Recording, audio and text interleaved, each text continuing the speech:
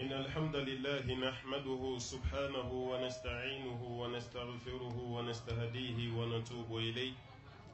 ونعوذ بالله من شرور أنفسنا ومن سيئات أعمالنا إنه من يهده الله فهو المهتدي ومن يضلله فلن تجد له وليا مرشدا ثم نصلي ونسلم على الحبيب البشير محمد المصطفى وعلى آله الطيبين الطاهرين وصحابته غر الميامين والتابعين لهم بإحسان إلى يوم البعث والنشور. أما بعد،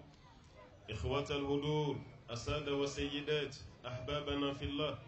السلام عليكم ورحمة الله وبركاته. أمبي الله تعالى فو أمبا وليماندو أمبا بركادا Alam sɔnna k'an fara ɲɔgɔn kan an ma dugukolo sanfɛ yan Côte d'Ivoire. An bɛ Alahu Taala fo ka Ala waleɲuman dɔn ka barikada. Alahu Taala ye si di an ma ka kɛnɛya di an ma an ka bi don ye ka bɛn n'an balimaw ye Côte d'Ivoire dugukolo sanfɛ khasatan fi madinati ma. An bɛ kisi ni nɛɛma caman ɲini Masaba Ala fɛ a k'o kɛ jɔn nɔfɛsamanti ka jɔn min ka d'a ye ka tɛmɛ danfɛn bɛɛ kan. Na ɲɔgɔnmada ɲɔgɔntina dan tuguni n'o de ye Abal Qasimi Muhammadul Bashir sallallahu alayhi wa sallam, jɔn min don ni selila ka siɲɛ kelen pe Alahu Taala bɛ seli ka siɲɛ 10. Ala ka seli jɔn ka kisi don, Ala ka seli jɔn ka nɛɛma don, Ala ka seli jɔn ka kan hɔrɔnyali don ka bɔ tasuma kɔnɔ donni ma. Yallahu ya Rabbana, an b'a ɲini Masaba Ala fɛ Ala ka hinɛ an bɛɛ la k'an bɛɛ lajɛlen mago to k'an kisi ka bɔ tasuma kɔnɔ donni ma.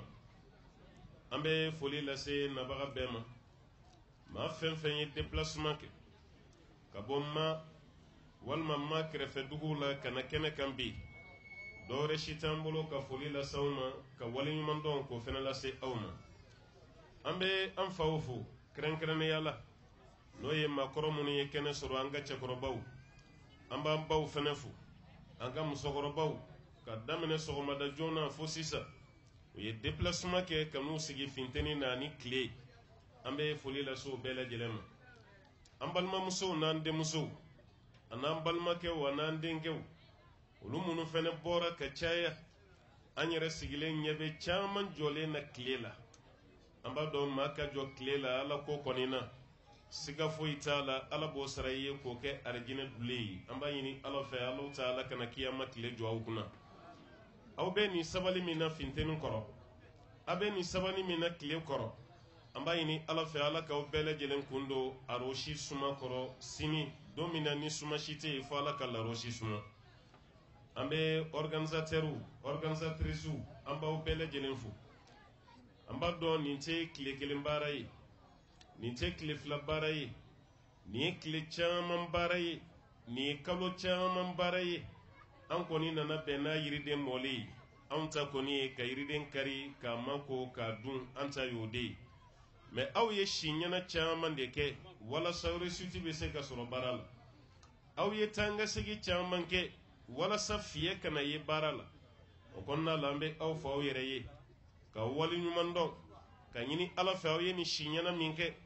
aw ye nin taa ka segin min kɛ, Alahu Taala k'a dɔn aw ye, Ala k'a k'aw bɛɛ lajɛlen ye arijinɛ sara ye. An ka alimami fɛn fɛn bɛ yan minnu ye kɛnɛ sɔrɔ ani minnu ma kɛnɛ sɔrɔ, an b'a bɛɛ fɔ, an b'a bɛɛ waleɲuman dɔn. Kɛrɛnkɛrɛnnenya la an ka seku n'o de ye Sheikh wal Imam Muhammad Sidibe, an bɛ foli lase a ma. Ala ye si min d'a ma, a y'o baara min kɛ nin diinɛ laseli la kabini dɔw ma bange ale b'a t'a la, ka bange ka tila ka kɔrɔbaya ka kalan daminɛ, halisa cɛkɔrɔba b'a kan,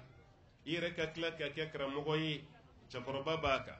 O tuma na nin ye hɛrɛba ye, Ala ye mun di a ma. An b'a ɲini Masaba Ala fɛ si jan ni kɛnɛya halisa Ala k'o fara a ta kan, parce que adamaden tɛ fa si la. N'i ye si ɲuman sɔrɔ, si min ye si ba ye, k'o kɛ Ala ko la, o de ye si na ɲuman ye. Alakira ko sallallahu alaihi wasallam a ko khayrukum man tala umruhu wa hasuna amalu. Aw la maa ɲuman ye jɔn ye? Maa min bɛ yen k'a fɔ a ye si jan sɔrɔ, o waati kelen a ka baara fɛnɛ ɲana. Alakira ko sallallahu alaihi wasallam ko tigilama de ye maaw la maa ɲuman ye.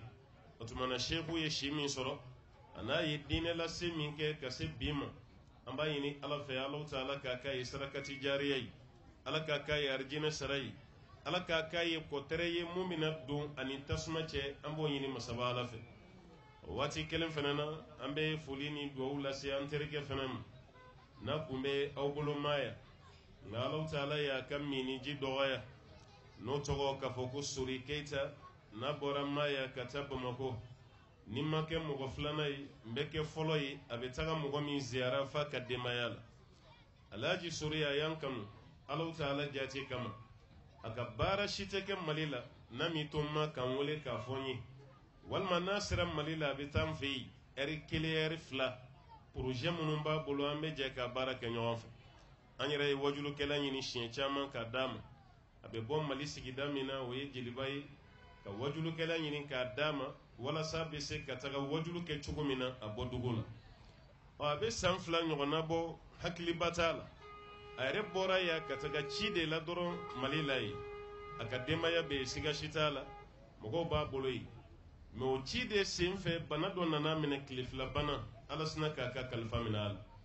A fatura o de kɔnɔna la an yɛrɛ b'a dɔn délégation ba bɔra Maya, an yɛrɛ n'u ye ɲɔgɔn ye Jeliba ye, délégation bɔra yan ka taga bɛn ni jɛnɛja ye, an jɛra ka jɛnɛja kɛ ɲɔgɔn fɛ. O y'a sɔrɔ a ma tɛmɛ san 1 kɛ a denkɛ fɔlɔ o fatura, o tun bɛ se la an ka misiri la yen, nka sɔgɔmada na an y'o dɔgɔkɛ ye a taara an fo jatigila la. O tuma na an bɛ dugawu kɛ Sori ye, aw ka duguden don, ka d'a kan a bɔra Mali la ka na sigi aw fɛ yan, ka dahirimɛ ɲini yɔrɔ bɛɛ kɛra yan ye, nka a ye baara caman de kɛ Mali la, misirijɔ b'o la, ka kalanyɔrɔ dilan o b'o la, ka balimaw la hiji o b'o la, ka alako caman kɛ o b'o la. O tuma na ni anw sera Maya, ka d'a kan Sori yɛrɛ delila k'a laɲini, a bɛ tentative caman bɔ, ni ala ma fɛn min natigɛ a tɛ kɛ, a yɛrɛ delila k'a laɲini an kana yan, hali n'a kɛra su 2 ye k'an kana kɛ makaw kunna yan.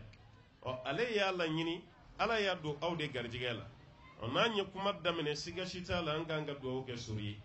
an bɛ a ɲini ala fɛ ale kɔni fatura, anw bɛ seereya n'a ka silamɛya ye, an b'a ɲini ala fɛ Alahu Taala ka yafa ma, ala k'a dayɔrɔ nɛɛma, a ye nin baara min kɛ ala kɔ la, an b'a ɲini masaba ala fɛ ala k'o k'a ye arijinɛ sara ye, ala ka hɛrɛ k'an bɛɛ lajɛlen ye.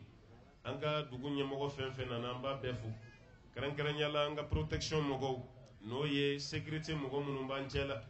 ka daminɛ an bɛ don ma fo kana se an ka jatigila la. Commissaire yɛrɛ kun bɛ n'an ye sɔrɔ sɔgɔmada na fana sigilen ɲɛ bɛ a la, o tuma na commissaire n'a ka jamaw an bɛ foli lase aw ma. Unité fɛn fɛn bɛ kɛnɛ kan yan parce que an ye dunanw de ye, an tɛ bɛɛ dɔn, wa fɛn fɛn nana an b'aw bɛɛ lajɛlen fo, aw ye baara min kɛ ala k'aw sara, a ye baara min kɛ ala k'aw sara, ala k'a k'aw ye arijinɛ sara ye. An b'a ye aw bɛ baara min na baara fitinin tɛ, an bɔra préfet de fɛ yen yan'an ka se yan, an ye dugawu k'a ye, an ye foli las'a ma, ka d'a kan n'i bilara jama kunna n'i ka jamana ma suma e yɛrɛ tɛ sumaya. O tuma na an y'o dugawu kɛ a ye,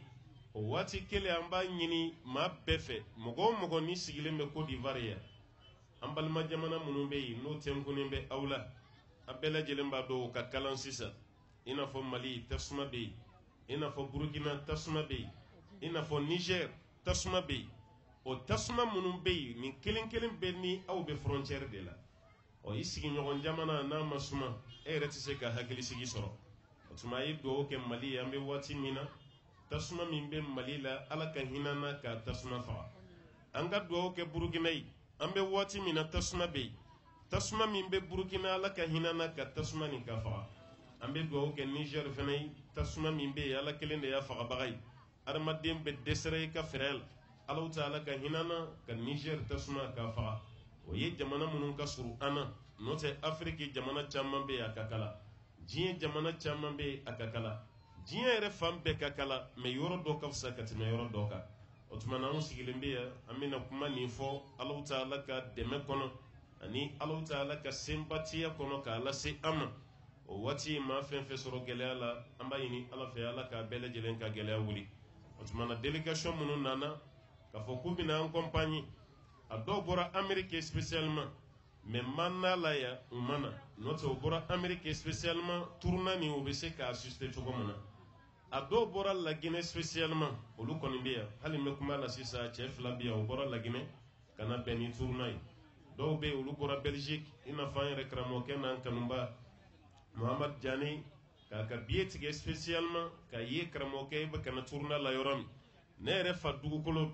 nka ne tɛ se k'i kelen bila ka na n bɛ n ka biye tigɛ n bɛ da i kan salon ale bɔra aw fɛ yan nin ye ne siɲɛ fɔlɔ ye an b'a ɲini ala fɛ nin kana kan siɲɛ laban ye ma dugukolo sanfɛ yan ani an ka délégation min bɔra Bamako ka n'an accompagner olu caman de filɛ anw ɲɛ bɛ média mun na ani maa minnu bɛ délégation ɲɛmaaya an bɛ foli lase bɛɛ ma ka dugawu kɛ a bɛɛ ye karamɔgɔ minnu bɛ Mali la don o don n'u bɛ ɲɔgɔn sɔrɔ u b'a fɔ an ye n'an sera kɛnɛ o kɛnɛ kan an ka foli lase aw ma an ka dugawu kɛ aw ye baara nin a bɛ se ka tɛmɛ cogo la cogo min ko Alahu Taala k'o nɔgɔya an bɛɛ lajɛlen ye o tuma yan'an ka wuli sɛgɛn fɛn fɛn bɛna sɔrɔ kɛnɛ nin kan ala k'a kɛ jurumu yafa ye yan'an ka wuli tɔɔrɔ fɛn fɛn bɛna sɔrɔ kɛnɛ nin kan ala k'a kɛ arijinɛ kɔnɔ don ye maa minnu bɛ tile la ala k'i kun don suma kɔrɔ don min tɛ bi ye wa ma dhalika ala Allahi bi aziz an balimaw ye mawdu min ɲini an fɛ n'o ye confiance al amana n'an b'a fɔ a ma ko danaya adamaden ka kɛ danayanti ye i ka kɛ danayamaa ye adamaden ni fɛn min kalifara la a ka lase a lase cogo ɲuman na i ni ala cɛ i ni adamadenw ɲɔgɔn cɛ baara o baara bɛ yen ni Alahu Taala ko k'a kɛ a kɛli o de ye danaya dafali ye ala ko ka fɛn min to ye o toli o fana ye danaya ye mais ala ko ka mun kɛ ni ma kɛ i ye danaya tiɲɛ ala ko fɛn o fɛn ka kɛ o kɛbaliya o de ye danaya tiɲɛli ye o de y'a kama arabukan na n'i y'a mɛn ko al amana hiya ada'ul huquq wal muhafazatu alayha n'i y'a mɛn ka fɔ al amana confiance o de ye ka hakɛ minnu bɛ yen n'o b'i ka ko hakɛw lase a lase cogo ɲuman na hazi hiya al amana wal muhafazatu alayha o danaya min fana n'a dar'i kan ka danaya nin kɔlɔsi i k'i hakili to o fana na nin de tɔgɔ k'a fɔ ko al amana arabukan na an ka julakan na n'an b'a fɔ a ma ko danaya o b'a yira hakɛ dili o ye danaya ye hakɛ min fana n'a ɲinini fɛ k'o kɔlɔsi o fana ye danaya ye o hakɛ kɔlɔsi baliya de ye khiyana ye o de kama al amana diddul khiyana n'i y'a mɛn k'a fɔ confiance al amana o kɔrɔ de ko trahison tɛ ni maa min kɛra k'a fɔ i bɛ janfa kɛ anta lesta amina e tɛ maa ye danaya bɛ da maa min kan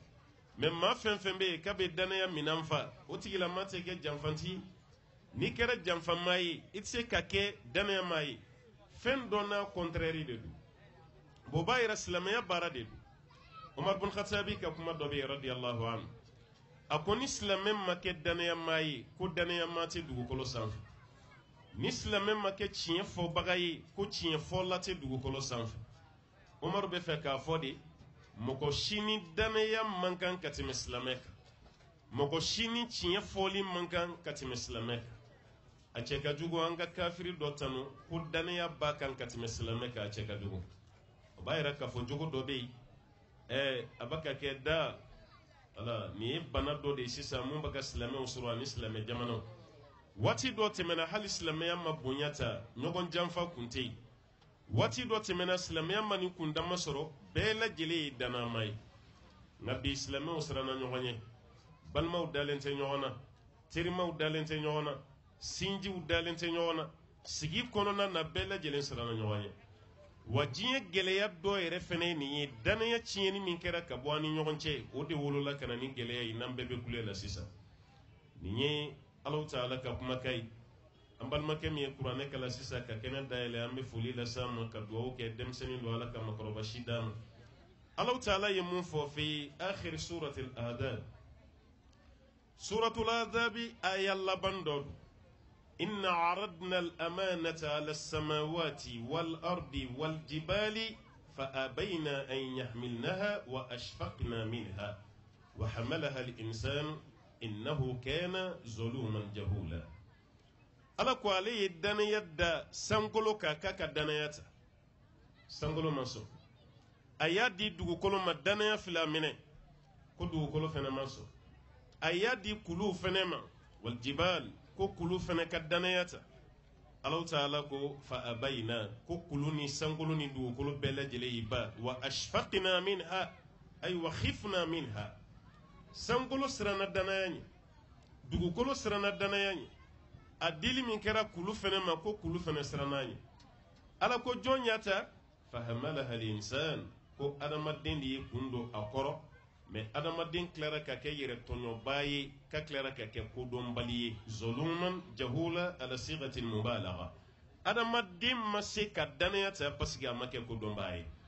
amma adamaden masse ka daniyata pasiga ya yere kuntonyo ni an karamogo ka kuma laje tafsir kitabu munun be caman ba fiyena ko ni daniya min filɛ ko ni ala ka farida dili ama ala y'an da ni fɛn min ye kan k'o kɛ o kɛli ko ye daniya ye wa ma khalaqtu al-jinna wal insa illa liya'budun ala ko jinna ni adamaden ale ma dan dɔwɛrɛ si kama illa li'ibada fangale ala batu ni maa min ma sɔn albato ma k'i kɛra janfa ye janfati ye karamɔgɔw ka tafsiri kɔnɔna la caman b'o de fɔ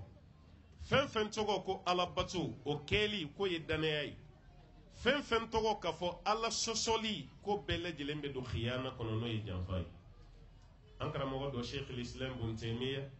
a ɲininkale ala bato la al-ibada a ko ismun jami' likulli ma yuhibbuhu Allah wa yarda min al-aqwali wal afwali wal i'tiqadat az-zahirati wal batina a ɲininkali alabato la mun don sheikh al-islam ibn taymiya a ko alabato ye fɛn damadɔ ye likulli ma yuhibbuhu Allah wa yarda ala bɛ fɛn fɛn kanu n'ala bɛ diɲɛ n'a ye k'o ye alabato ye min al-aqwali kumakanw na wal af'ali kɛtaw la wal i'tiqadat ani dusukuna serew la az-zahirati wal batina mun dalen bɛ kɛnɛ kan ani mun dogolen don o bɛɛ lajɛlen kɛli de tɔgɔ ka fɔ ko alabato o de bɛ kuranɛ aya dɔ kɔrɔ f'an ye mun bɛ suratu zariyati la wa ma khalaqtul jinna wal insa illa liya'budun ala ko adamaden ni jinna ko dankun si tɛ an na kana dugukolo sanfɛ yan fana kɛra alabato ye o b'a yira alabato la belebele dɔ de ye ka danaya bila a minɛn kɔnɔna na o b'a yira fɛn fitinin tɛ dɛ n'an na bɛnnen tɛ an ka kɛ danayamaa ye an ka kɛ danayamaa ye n'an ye danayamɔgɔ ye an ka ala deli ala ka caman fara danaya kan mais n'i kɛra janfanti ye baara tiɲɛna dɛ wala takun li kha'inina khasima Allah ta'ala ko janfanti kana kɛ a jɛɲɔgɔn ye kana teriya sama i n'a ni ɲɔgɔn cɛ o de kama kuranɛ aya dɔ bɛ yen dɔnnikɛla fan caman u bɛnna ka ko aya min jiginna alikaba kɔnɔ o y'ale de ye an bɛɛ b'a dɔn k'a fɔ aya in ma ka jigin ala ka ciden kan sallallahu alaihi wasallam fi hadarihi aw fi safarihi n'ala kɛra bɛ so kɔnɔ ayaw bɛ jigin a kan walima n'a bɛ tɔgɔma sira la ayaw bɛ jigin a kan o de bɛ sura dɔ kɛ makiya ye ka sura dɔ kɛ madaniya ye mais al-ayatul wahida allati nuzilat fi jawfi al-kaaba dɔnni dunke caman ka kuma na o de ye inna allaha ya'murukum an tuwaddu al-amanati ila ahliha Allah ta'ala bɛ aw yamaruya k'aw ka danaya fɛnw sigi ka taa di a tigiw ma inna allaha ya'murukum ko Allah ta'ala bɛ aw yamaruya usulutigiw ka kumakan dɔ bɛ yen iza sudiratil amr aw iza sudiral amru min allahi wa rasulihi waqa'a ala alwujuh ni kumakan ni yamarakan bɔra ala fɛ yen walima bɔra ala ka ciden de fɛ sallallahu alaihi wasallam ka o fɛn masina exécuter o baara kɛli ko kɛra wajibi de fɛn o fɛn n'a fɔra ala ko k'a kɛ o kɛli ko wajibi de ala kira ko k'a kɛ o kɛli ko wajibi do a wajibiya tilacogo bɛ se ka ɲɔgɔn sɔsɔ a la mais a bɛɛ bɛ bɛn a kan k'a fɔ ko wajibi do ni ala ka kumakan ye inna allaha ya'murukum an tuwaddu al-amanati ila ahliha wa idha hakamtum bayna an-nas an tahkumu bil 'adl n'aw ye kiri fɛnɛ tigɛ mɔgɔw ni ɲɔgɔn cɛ a ka kiri tigɛ tilenbantiya la ni aya ni n'i y'a jigi sababu lajɛ fi julli kutubina tafasir a bɛɛ b'a f'i ye ko aya ni jiginna alikaba de kɔnɔ a jiginna alikaba kɔnɔ cogo di alakira alayhi salatu wasalam makakaw kɛlen ka kira gɛn ka bɔ maka a n'a tiɲɔgɔnkɛ n'o ye abubakar siriki n'u taara madina a selen madina san 6 ala ka ciden ye sahaba 1400 a y'o ta ko bɛna umura kɛ maka makakaw donna ala ka ciden ni doni cɛ sallallahu alaihi wasallam kira ni sahabaw bɔra madina ko bɛna maka mɔgɔ 1400 ɲɔgɔn na nka kafiri minnu bɛ maka don u ko ala kira tɛ don parce que k'u ma bɛn a kan i ala ka kabako ye ala de taya ka alikaba ye ala de taya ka dugukolo ye silamɛw de b'a ka ala bato fɛnɛ o jamakulu ka bɔ madina k'u kunda maka ka k'u bɛna ala bato la kafiruw ka don silamɛw ni alikaba ci ka tila ka décision dɔ de ta n'an b'a fɔ a ma ko sulhul hudaybiya shartu 10 ɲɔgɔn na o shartu 10 de taara k'a bɛɛ lajɛlen signé o don ani o waati u ka segin u kɔ u tɛ don ɲinɛ o kɛra shartuw la belebele ye alakira y'a fɔ sahabaw ye k'u ka segin baara nin kɔni gɛlɛyara mais a labanna ni seginni de o ma don maka kɔnɔ a don nka san 2 o kɔfɛ n'o bɛnna hijira san 8 ma alakira ni sahabaw wulila u y'u kunda maka kan ala ye maka labila u ye u donna maka kafiri fɛn fɛn kun jɔr'u ɲɛ u bɛɛ lajɛlen bɔra yen parce que fanga min kun b'u la o don o ɲɔgɔnna kun tɛ kafiriw la kuma lasurunya la maka kɛra silamɛ dugu ye nin don alikaba yɛrɛ kɔnɔ a n'a kɛrɛfɛ jo min kun bɛ yen a bɛ taa se jo 360 ma alakira a ka bere b'a bolo n'a sera jo min ma a b'a gosi a kun na o bɛ bi a b'a ko ja alhaqu wa zahaqa albatil inna albatila kana zahuqa nin ye tiɲɛ nali wa nkalon n'i y'a karilen ko nkalon bɛ to tiɲɛ fɛn ye a bɛ to kari fɛn ye nkalon tɛ se tiɲɛ na abada alakira bɛ nin kuma fɔ alakira alayhi salatu wasalam a doni min kɛra alikaba kɔnɔ la alikaba kɔnɔna sanuyara ka bɔ jɔw ma kɛrɛfɛla fɛnɛ bɛɛ sanuyara ka bɔ jɔw ma alakira ye tile minɛ mun na ka alikaba dayɛlɛ o de ye usman bun abi talaha ye alakira ye tile minɛ ala ka alikaba dayɛlɛ ka don ka alikaba sanuya alikaba dira silamɛw ma silamɛ dɔ y'i gira alakira la i b'a ye an ka kuma dɔ la ko abbas n'o ye alakira yɛrɛ benɔgɔkɛ ye a ko ala ka ciden ye komi usman bun afani tɛ dɛ nin ye usman nin ye abi talaha ye komi ale tɛ silamɛ ye alakira i bɛ tile di ne ma ne ka alikaba tile garde i kana lasegi kafiri ma tuguni kira b'o la yɔrɔ min ali fɛnɛ nana n'o ye kira yɛrɛ dɔgɔkɛ ye badr ali radiyallahu anhu a ko ala ka ciden ma sallallahu alaihi wasallam kira i ye tile minɛ mun na ka alikaba dayɛlɛ silamɛ tɛ anw de ye ti ɲɔgɔn ye an y'i somɔgɔw ye fɛnɛ o tuma na i bɛ tile di ne ma mɔgɔ 2 ye tile ɲini sisan al-abbas ani ali ibn abi talib dɔnni donge dɔ ko k'a jiginna alakira kɔnɔ k'a ka tile di abasi de ma o y'a sɔrɔ alakira yɛrɛ ɲinana usman bun abi talaha kɔ parce que ale ye kafiri a tɛ silamɛ ye alikaba tile man kan tɛ ka di kafiri ma tuguni alakira b'o kunkolofɛn na waati min a ka décision kelen jumɛn ta Allahu Ta'ala ye kira to alikaba kɔnɔ o de la ka ni aya jigin a kan inna allaha ya'murukum an tuwaddu al-amanati ila ahliha i ye tile minɛ kafiri min na ala segin o ma hali ni ninnu kɛra silamɛ ye i kana d'a ma ala ye nin fɔ mun kama walasa silamɛ fɔlɔ kana kɛ danaya tiɲɛbaga ye danaya dira mun ma a don wallahi silamɛ kun tɛ kafiri silamɛ bɛɛ b'i ɲɛsin yɔrɔ ma alkaaba hiya qiblatuna jami'an an bɛɛ lajɛlen bɛ seli k'an ɲɛsin alikaba de ma o alikaba kɔlɔsi tile k'o di mɔgɔ dɔ ma mun tɛ silamɛ ye kafiri mun na siran kama ka bɔ janfa na a kana fɔ ko silamɛw fɔlɔ de ye janfa kɛ o de kama aya ni aya ba ye kosɛbɛ an man kan tɛ ka ɲinɛ nin kɔ an kan ka aya ni étudier k'a labaara parce que nin jiginna alakira ka sallallahu alaihi wasallam ale min y'an bɛɛ ɲɛmɔgɔ ye ni ala ye kangari da ale nin cogo la fama baluna nahnu anw kan ka kɛ cogo di fi itaril amana o kɔrɔ de kan ka danaya dafa ka tɛmɛ bɛɛ lajɛlen kan parce que anw de nomina ala yɛrɛ fɛ k'a fɔ k'an ye muminu na ye e ma ye suran dɔ bɛ kuranɛ na ala y'o tɔgɔ da ye spécialement ko suratul muminun ko muminu ko fɔ sura a ye mankutu 10 fɔ ka tugu ɲɔgɔn na ka firdausu d'u ma o mankutu 10 na ala bɛ mun fɔ walladina hum li amanatihim wa ahdihim ra'un minnu ka layiru kan wa n'u ka danaya fɛnw k'u b'a bɛɛ lajɛlen kɔlɔsi o b'a yira mumini taabolo kan ka kɛ danaya kɔlɔsili ye mumini taabolo kan ka kɛ ka layiru fɛnɛ tiimɛ janfa man kan tɛ ka ye mumini n'a cɛman a n'a musoman nin man kan tɛ ka kɛ an ka baara ye an ka baara dafalen bɛ kɛ mun ye al-aman parce que an dɔnna n'o de ye ala kira yɛrɛ sirinomina ni ni amana de o de kama yanni kira yɛrɛ ka kɛ kira ye sallallahu alaihi wasallam kira kun bɛ wele de ko muhammadul amin minnu ye amana da ala kira yɛrɛ la silamɛw tɛ makan kafiru de ya togoda al-aminu as-siddiqu amba fa munu mako malamin an ya brigé de ka du nyogona note kuma yere jele muhammadul amin muhammadu munye danaya maye danayanti kafiru de ni togoda ala kira al-islamauti ore kama ni kisatugo laje obe mun fiye ko ala kira jogo lajeli mugo min ke islamai o de cara katima ala kira ka kuma kanyi munu ke islamai ni wahyu la kalete kira ka kuma machaya sallallahu alaihi wasallam ka wahyu la se ala ko ka fo no te ni hadisa yere laje bitam musoro ka chaya an yi kira yi kaninke wal mani kira nyana kira yi ninke abana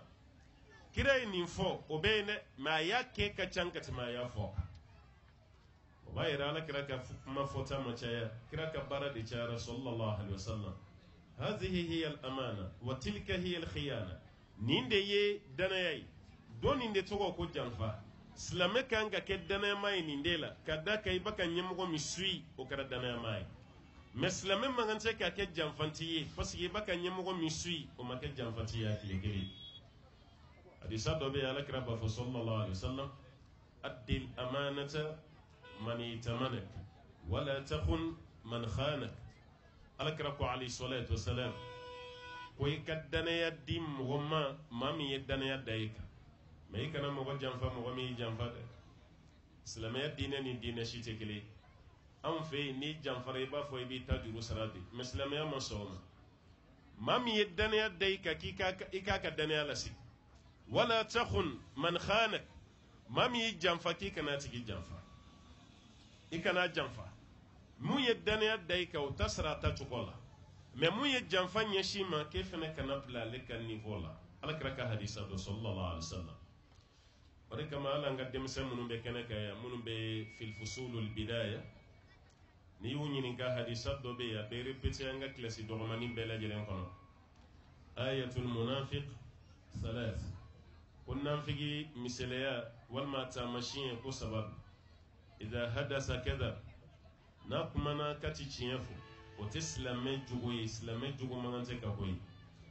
wa iza wa'ada akhlafa ni layuru tema ni nyogonche ka be layuru boroto wa iza utumina khana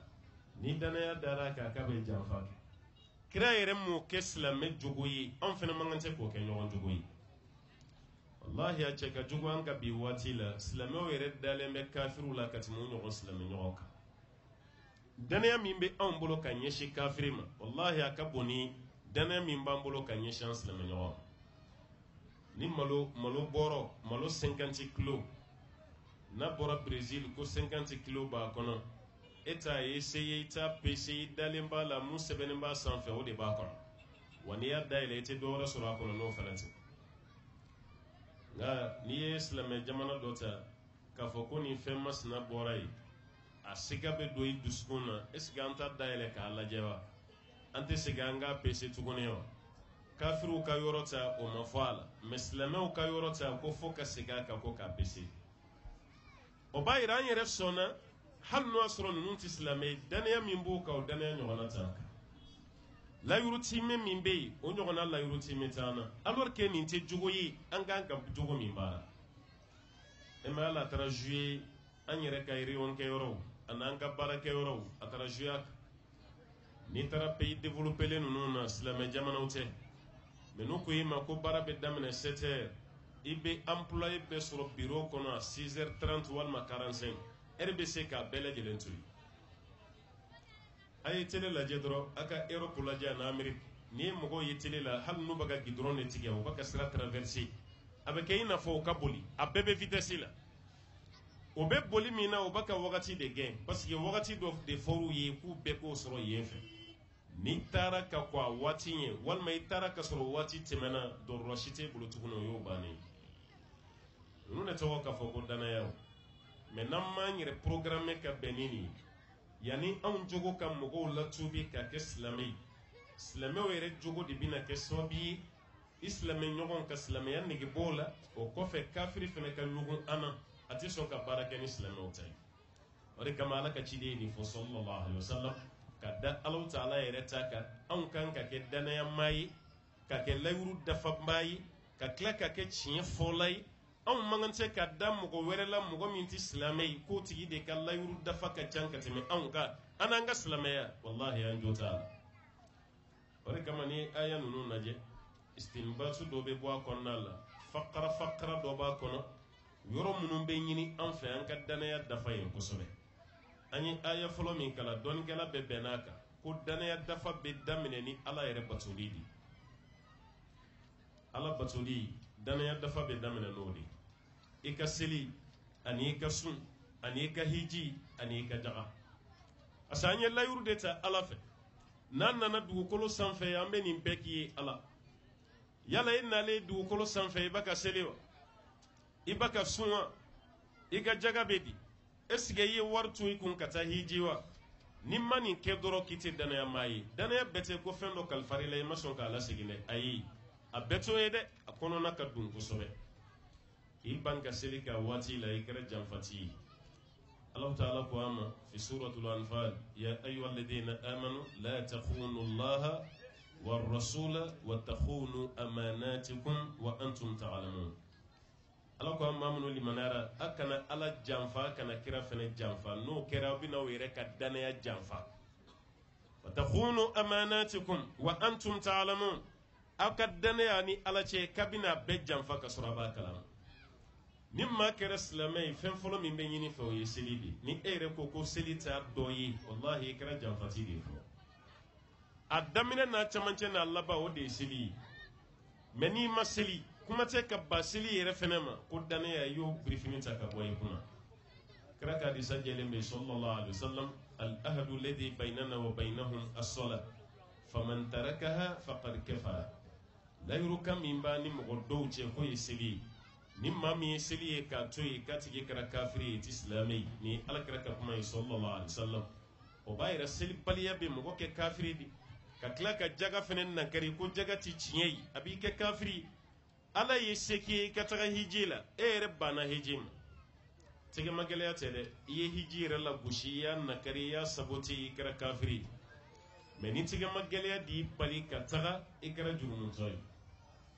i ka koɲa bɛ ala bolo jaga fɛnɛ na ni tɛgɛma gɛlɛya di bali jaga bɔlen la i kɛra kabayira jurumutɔ ye mɛ an t'a fɔ i kɛra kafiri ye n'i ko jaga de tɛ tiɲɛ ye an bɛ sɔrɔ k'a fɔ k'i kɛra kafiri ye waliyazu billah o tuma na danaya dafali bɛ daminɛ alabato yɛrɛ la i ka seliji kɛcogo i ka seli kɛcogo jaga dicogo hiji yɛrɛ kɛcogo sinji tugu min bɛ yen ni Alahu Ta'ala y'o fɔ an ye o bɛɛ lajɛlen dili o de ye danaya ye suratu nisa i daminɛ lajɛ wa ye ala ko cogo di ya ayyuhan nasu taqu rabbakum alladhi khalaqakum min nafsin wahida wa khalaqa minha zawjaha wa batha minhuma rijalan kathiran wa nisaa wattaqullaha alladhi tasaaluna bihi wal arham inna allaha kana alaykum raqiba ala ko adamaden bɛɛ ya ayyuhan nas adamaden bɛɛ a israala ɲɛ ala min y'aw bɛɛ dan ka bɔ nin kelen na o nin kelen fɛnɛ k'o muso dilan ka bɔ a la n'o y'an fa adama ani an ba hawa ye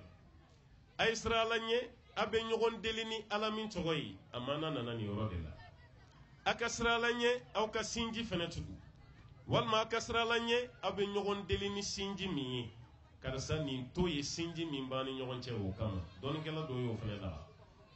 o b'a yira k'a fɔ ka sinji fɛnɛ tugu o fɛnɛ bɛ don a mana kɔnɔ parce que Alahu Ta'ala y'an bila la ale Alahu Ta'ala yɛrɛ batoli kɔfɛ ko k'o baara masina kɛ o baara dafali ko fɛnɛ tɔgɔ k'a fɔ ko al-amana fil jawarih danaya dafali ka b'an senfo la an sɔgɔlanw n'o y'i bolo i se i ɲɛ i tulo i dusukun o fɛnɛ baara ka kɛ kɛcogo ɲuman na ko fɛnɛ tɔgɔ k'a fɔ ko al-amana o de kama ko mawudu min don a kɔnɔna ka bon kosɛbɛ i sen bɛ baara min kɛ a bɛ jate i bolo bɛ baara min kɛ a bɛ jate i ɲɛ bɛ baara min kɛ a bɛ jate i nɛn bɛ kuma min fɔ k'o fɛnɛ bɛ jate hali tulo bɛ mun mɛn k'a bɛɛ bɛ jate wala taqfu ma laysa laka bihi ilm Alahu Ta'ala ko i kan'i yɛrɛ bila fɛn kɔnɔ fɛn min na dɔnniya ti yɔrɔ tulo ni ɲɛ k'a bɛɛ lajɛlen bɛna ɲininka responsabilité dɔw de b'a bɛɛ lajɛlen kan o b'a yira maa o maa bɛ yen n'i b'i sen de ta ka taama ka taa ala sɔsɔyɔrɔ la wallahi i bɛ janfa de la o b'a yira maa fɛn fɛn bɛ tɔgɔma ni sen ye ala bɛ sɔsɔ yɔrɔ min na ka taa n'a ye i ye ala janfa i ye kira janfa i yɛrɛ fɛnɛ janfa parce que ala ma sen di dɔw ma olu bɛ namaraya de la ala ye sen di ma i ka ala de bato mais i sen i y'a taama de ka taa ala sɔsɔyɔrɔ la n'ala y'i bolo d'i ma kun dɔ de b'a la o bolo dir'i ma i ka baara kɛ i ka hɛrɛ bɛ mun na i ka tɔɔrɔ bɛ mun na i kana bolo don a kɔrɔ mais n'i ye bolo don yɔrɔ wɛrɛ la mun t'a don yɔrɔ i ye danaya tiɲɛ kira k'a di sabi sallallahu alaihi wasallam ko maa k'a bolo kɛ ka tasuma kami k'a fa n'a ye o da ka di la ka tɛmɛ i k'i bolo di walimuso ma mun furu ma haramiya ye kan n'o t'i zuma harami ye hadisa wɛrɛ la ko pɔnti ka kɛ k'i kunkolo genge fo k'a sɔgɔ o de ka nɔgɔn ka tɛmɛ i k'i bolo di walimuso ma foli sira fɛ bil musafaha hadisa bɛ nin kelen kelen bɛɛ la bukhari nana ni riwaya min an baishatu ya lakale aqul la wallahi ma massati yaddu nabiyyi sallallahu alaihi wasallam yadda imra'atin qat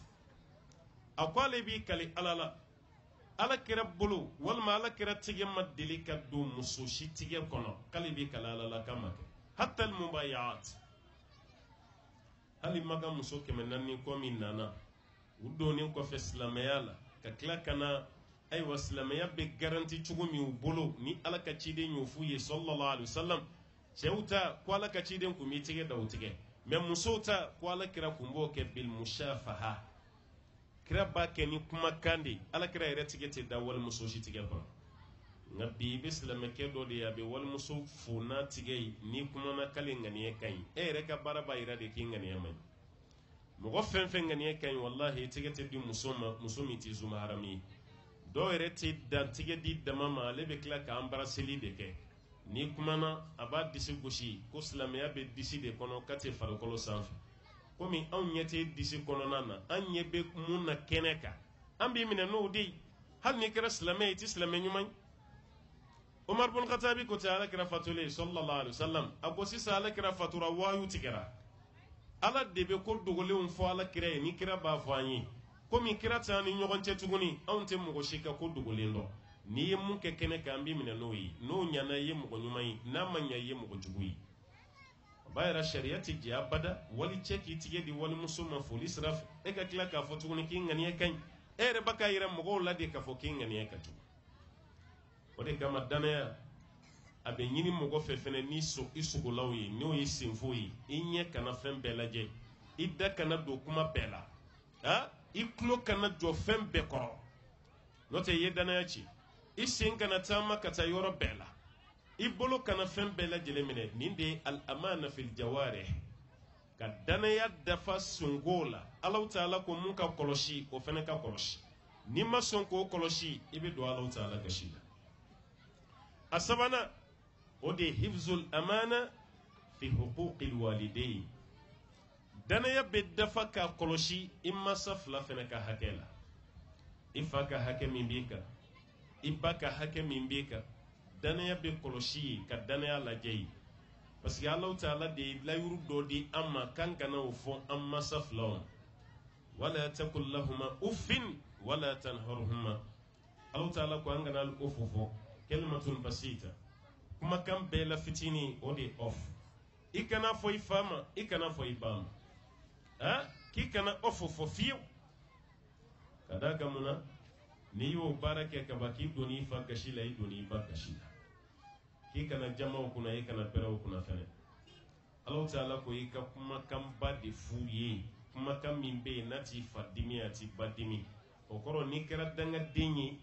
e kɛra danaya tiɲɛba ye i kɛra janfanti ye parce que ala y'an bila ala de ala y'an bila ala de n'i y'a ye kuranɛ yɔrɔ yɔrɔ ni Allahu Taala b'a fɔ n'a kana dɔwɛrɛ bato ka fara ala wala tushriku billahi shay'a wa bil walidayni ihsana a kana dɔwɛrɛ bato ka fara ala aw masa filaw ka kan ɲumanya kɛ olu ye o b'a yira masa ladonni danaya dafa ka masa dusu kasi ka ji bɔ a ɲɛ la siga si t'a la janfa o de kama an y'a fɔ an ka durusu tɛmɛlenw na i kɛra silamɛ ye cogo cogo n'i kɛra dangaden ye i tɛ don arijinɛ kɔnɔna la kira ko ten sallallahu alaihi wasallam la yadkhulul jannata al-aqa ko sɔsɔlikɛla tɛ don arijinɛ kɔnɔ yaani aqul walidayn fa sɔsɔden ani ba sɔsɔden k'olu pilasi tɛ arijinɛ kɔnɔna la nima do arjina kono ibeta sauf la de imma fil janna wa imma fi sa'ir imma ikata arjina kono wal ma ikata jahannama kono allahumma rabbi ala kam be kishi ka bo jahannama kono donima bo bayira ka fo danga denya abe mo do jahannama kono de wani kera yi kabini jiyana ya Allah ta'ala bi ka ko be cin ibe do yo yibunya suru yelela mais aya fa dusu cin ka ba dusu cin ala be sinka ka ko barka banti mogo kunye bala sanfe iba bine fo imanteli o bara keli la katime danga denya ka wa jurumin do kabini jiyana ya jurube sara yani sayaji aha ni sara ibe tagala suru nyai mais jiyana ya be boyla ankara mo ke do fatura misra jamanaka Abdul Hamid Kishki alaka ya fani islam shu bema anye kuma do maka kuma kono abe mo gosran ko sobe ha akoni kera ulu ire de ka jamanaka misra no Egypte bal ma ke do kumbe yala yi jin royama ay kalange fay place sur monto ko ministry ya place akara ministry akele ministry abade babulo sokonoy mais ala nana bana do bla bala ka ba hakli nyami ka bake ina fo fato abakira fatoy bakele fatoy ababe to ka jigindi ka bo sanfe obe aywa immeuble muna obe fo 5e étage de la ababe to ka jigin ka bo 5e étage la abina nyamaw de to mo dugumala la be klaka yele no e sanfe ninde nana ministre yere muso toro ministre muso torola ni ministre baka action muso ya fo a ceye ako tiere la nama frenyini bala ebe place mina be jamana kono na fore ba de beta nyama u che kana na iso kono wati be autorité u bi fe invité u bi fe me ba de ni nyama u bi na wati be kala ila anga so kono anga balkon anga couloir anga salon be fale me nyamala ite frenyini bala wa ko don folo la muso yi nin fo amma be ministre dimina kadaka le badu aka jina bo sababu de musokorobani mana fenfen ke abebe be alema parce que abadu na le muso tse ka supporter akata loro do nyina erela muso ye kuma la jordoni o kofe muso desemande a chela ka clara ka fa che ye kle chama kofe parce que donno chere nana no e ministry ya sokono na e chugomi amaja yorobe nogolen couloir nogole salon nogole fembe nogolen bo ale yɛrɛ dimina ba kɔrɔ ale be poste mun na a be place min na ale ba bɛ taa ni ɲama cɛ kana so kɔnɔna fa a ma bɛn ministre yɛrɛ ma a ye mankan ci ka mankan ci a ka musokɔrɔba la muso y'i profite o de fɛ ka don a nɔfɛ a ko ne ye nin kuma f'i ɲɛna a mɛnna i ma ne faamu a don nka ne y'a fɛ e bɛ place min na bi diɲɛ kɔnɔ e ba man kan tɛ ka kɛ tan mɔgɔw mana ye k'a fɔ e ba de ba ka i ka sokɔnɔna nɔgɔ ta mɔgɔw bɛ ɲugu i la wa i place bɛ dégrader maanaam i bɛ dévaloriser quoi valeur ba tɛ ye i la ministre ko a muso ma k'e yɛrɛ bɛ fɛ an ka mun kɛ musokɔrɔba la sisan i bɛ fɛ an ka solution jumɛn ka k'a la muso y'i kanto a ma ko ne kɔni ye solution kelen min ye komi don o don i ba bɛ to ka na balcon na 5e étage a bɛ to ka na balcon na ka dugumala lajɛ i b'a kɛ don dɔ n'a jɔlen bɛ balcon na a bɛ 5e étage de la dɛ e yɛrɛ bɛna jɔlen to i b'i bolo da kɔ la i b'a digi ka jigin a bɛ bɔ sanfɛ a bɛ bɔ ka bin n'o kɛra a bɛ sa n'a sara an bɛ mɔgɔw wele ko fa b'a la a y'a yɛrɛ faga an b'a janaja kɛ o y'a bannen e bɛ lafiya wa a sara fana a ye nin de fɔ ministre ye un intellectuel mais kumakan nin min na ministre la a diyara ye parce que ale yɛrɛ bolo nin fɛɛrɛ nin ye fɛɛrɛ ɲuman ye parce que nafa tɛ b'a la tuguni kunkolo ɲagamina bon ba tɛ se ka dugawu k'i ye hali n'i y'a fɔ a t'i ka foli laminɛ a ba tɛ foyi ɲɛ fo ka ɲaman de cɛ kana bila so kɔnɔ nka muso de filɛ ka nin don a cɛ da k'a k'o kɛ a b'a la o de kama alakira ye hadisa dɔ fɔ sallallahu alaihi wasallam a ko diɲɛ arijinɛ kiyamata tɛ dɛ diɲɛ arijinɛ ko fɛn naani dɔ la kelen n'i y'o sɔrɔ kaban k'i bɛ diɲɛ arijinɛ kɔnɔ o fɛn naani na kira ye mun fɔ walmar'atu saliha furumuso ɲuman n'ala ye muso ɲuman d'e ma ko wallahi i donna arijinɛ kɔnɔ parce que muso dɔ bɛ yen a bɛ cɛ dɛmɛ de ka kɛ dugawuden ye a bɛ cɛ dɛmɛ de a ka kɛ sinjitugula ye a bɛ cɛ dɛmɛ stress min b'a la ni souci min b'a kun na k'o bɛɛ dégager ka bɔ yen mais muso b'a cɛ dɛmɛ dangadenya la i tɛ muso ɲuman ye e b'i cɛ dɛmɛ de a ka balimaw kɛlɛ balimaw bɛ fara sinjiw bɛ tigɛ i tɛ muso ɲuman ye fi dunya wal akhirah nin fɔli nin donna ministre kun na a fana ye décision ta a bɛ fɛ ka baara kɛ n'a ye don kelen a bɛ bɔ baarakɛyɔrɔ la yɔrɔ min na ka yɛlɛ sanfɛ a ɲɛ b'a ba de jɔlen na balkon na a b'a ka dugumala lajɛ a hakili sina ka jigin a muso ka kuma la ten a ko nin ye occasion ye jɔn kan profiter a yɛrɛ woloba a nani den de k'i bolo da ba kɔ la ka ba digi ka ba fili ka bɔ fo 5e étage sanfɛ muso ma kɛ dɛ ale min yɛrɛ ba dɔn ale de y'a kɛ k'a ba la fili ka bɔ étage sanfɛ 5e étage ba nana bi duguma kun kan ka ba kun ci a ba fatura ale yɛrɛ woloba ba sale a ye pompier wele u nana mɔgɔ si t'a kalama gundo min don a b'a da muso 2 de cɛ muso yɛrɛ de fana y'ale su ka bila a la pompier nana ka jeliw ni fɛnw bɛɛ cɛ ka taga o ko fa de b'a la a yɛrɛ de y'a yɛrɛ fili a ko danna ye kuma tɛ ministre de don a ko danna ye foyi ma bɔ a la tuguni jamana ka niveau la mais ala fɛ jako bɛ yen dɛ aha ala ta'ala ko foyi tɛ dogo ale la foyi tɛ dogo ala la la yakhfa ala allah shay kalo 6 dɔrɔn an karamɔgɔkɛ ko kalo 6 ministre kelen kɔfɛ k'a ba faga ta kalo 6 dɔrɔn fa min kun bɛ ba la ala y'o fa ɲɔgɔnna de don ministre yɛrɛ la k'a to ministriya la k'a kɛ fatɔ ye a yɛrɛ kɛra fa bilen tigilama ye fa doni min kɛra la muso min y'a nɛgɛ k'a ba faga o muso yɛrɛ y'a ka minɛnw cɛ ka taa faso la k'ale bɛ sigi kɛnɛma de kun mais ale tɛ sigi fatɔ a taara fa ka mɔgɔw ye ko ale cɛ kunkolo bɛ ɲagamina ko fa b'a la cɛ yɛrɛ taara muso nɔfɛ somɔgɔw ko i kunkolo ɲagamina an y'an den d'i ma de k'i ka kɛnɛ mais fa doni la an tɛ se k'an den d'i ma tuguni ka taga o y'a sɔrɔ fa b'a la a jɛli min kɛra muso la o ye dɔwɛrɛ fara a ka fa kan a nana so kɔnɔ a diminen a y'a ba faga yɔrɔ min na balkon yɔrɔ min na jɔyɔrɔ kelen min a yɛrɛ fana nani jɔ yɔrɔ de la k'i yɛrɛ fili ka bɔ sanfɛ 5e étage a fana nana bi a kun kan a fana kun cira a fana sara ka da ka ye juru min don o juru de bɛ sara i la ale kɛra dangaden ye ka a ba faga hali ni ba kɛra fatɔ ye a bila i kun na k'a fɔ i ka diɲɛnabɔ sababuya kɛra ale de mais ale de kɛra sababu ye k'a yɛrɛ ba kɛ nin cogo la ten o de kama sariya yira danaya min filɛ nin n'ala ye mɔgɔkɔrɔba d'e ma ala doni ye wajibi ye wa danaya fana don i ni ala cɛ o kiri fa ye o kiri ba ye i k'o ladon wallahi ko danaya belebeleba don an ka hakili to nin na hifzul amana inda zawaj an ka furu waati fana na danaya bɛ ɲini an fɛ ye n'i taara bɔ muso nɔfɛ k'i ba k'a ɲini k'a k'i furumuso ye kumakan minnu bɛ bɔ i da k'a lagali muso dilen kɔfɛ i ma n'i ye kelen tiɲɛ la a tɛ ni muso cɛ a bɛ ni ala de cɛ cɛ caman bɛ yen nin yɔrɔ kelen don k'a jɛ dɛ muso caman bɛ yen nin yɔrɔ kelen don k'a jɛ furu waati kuma fɛn fɛn bɛ fɔ a bɛɛ lajɛlen bɛ taa ala fɛ yen e bɔtɔla muso nɔfɛ i taara kuma duman fɔ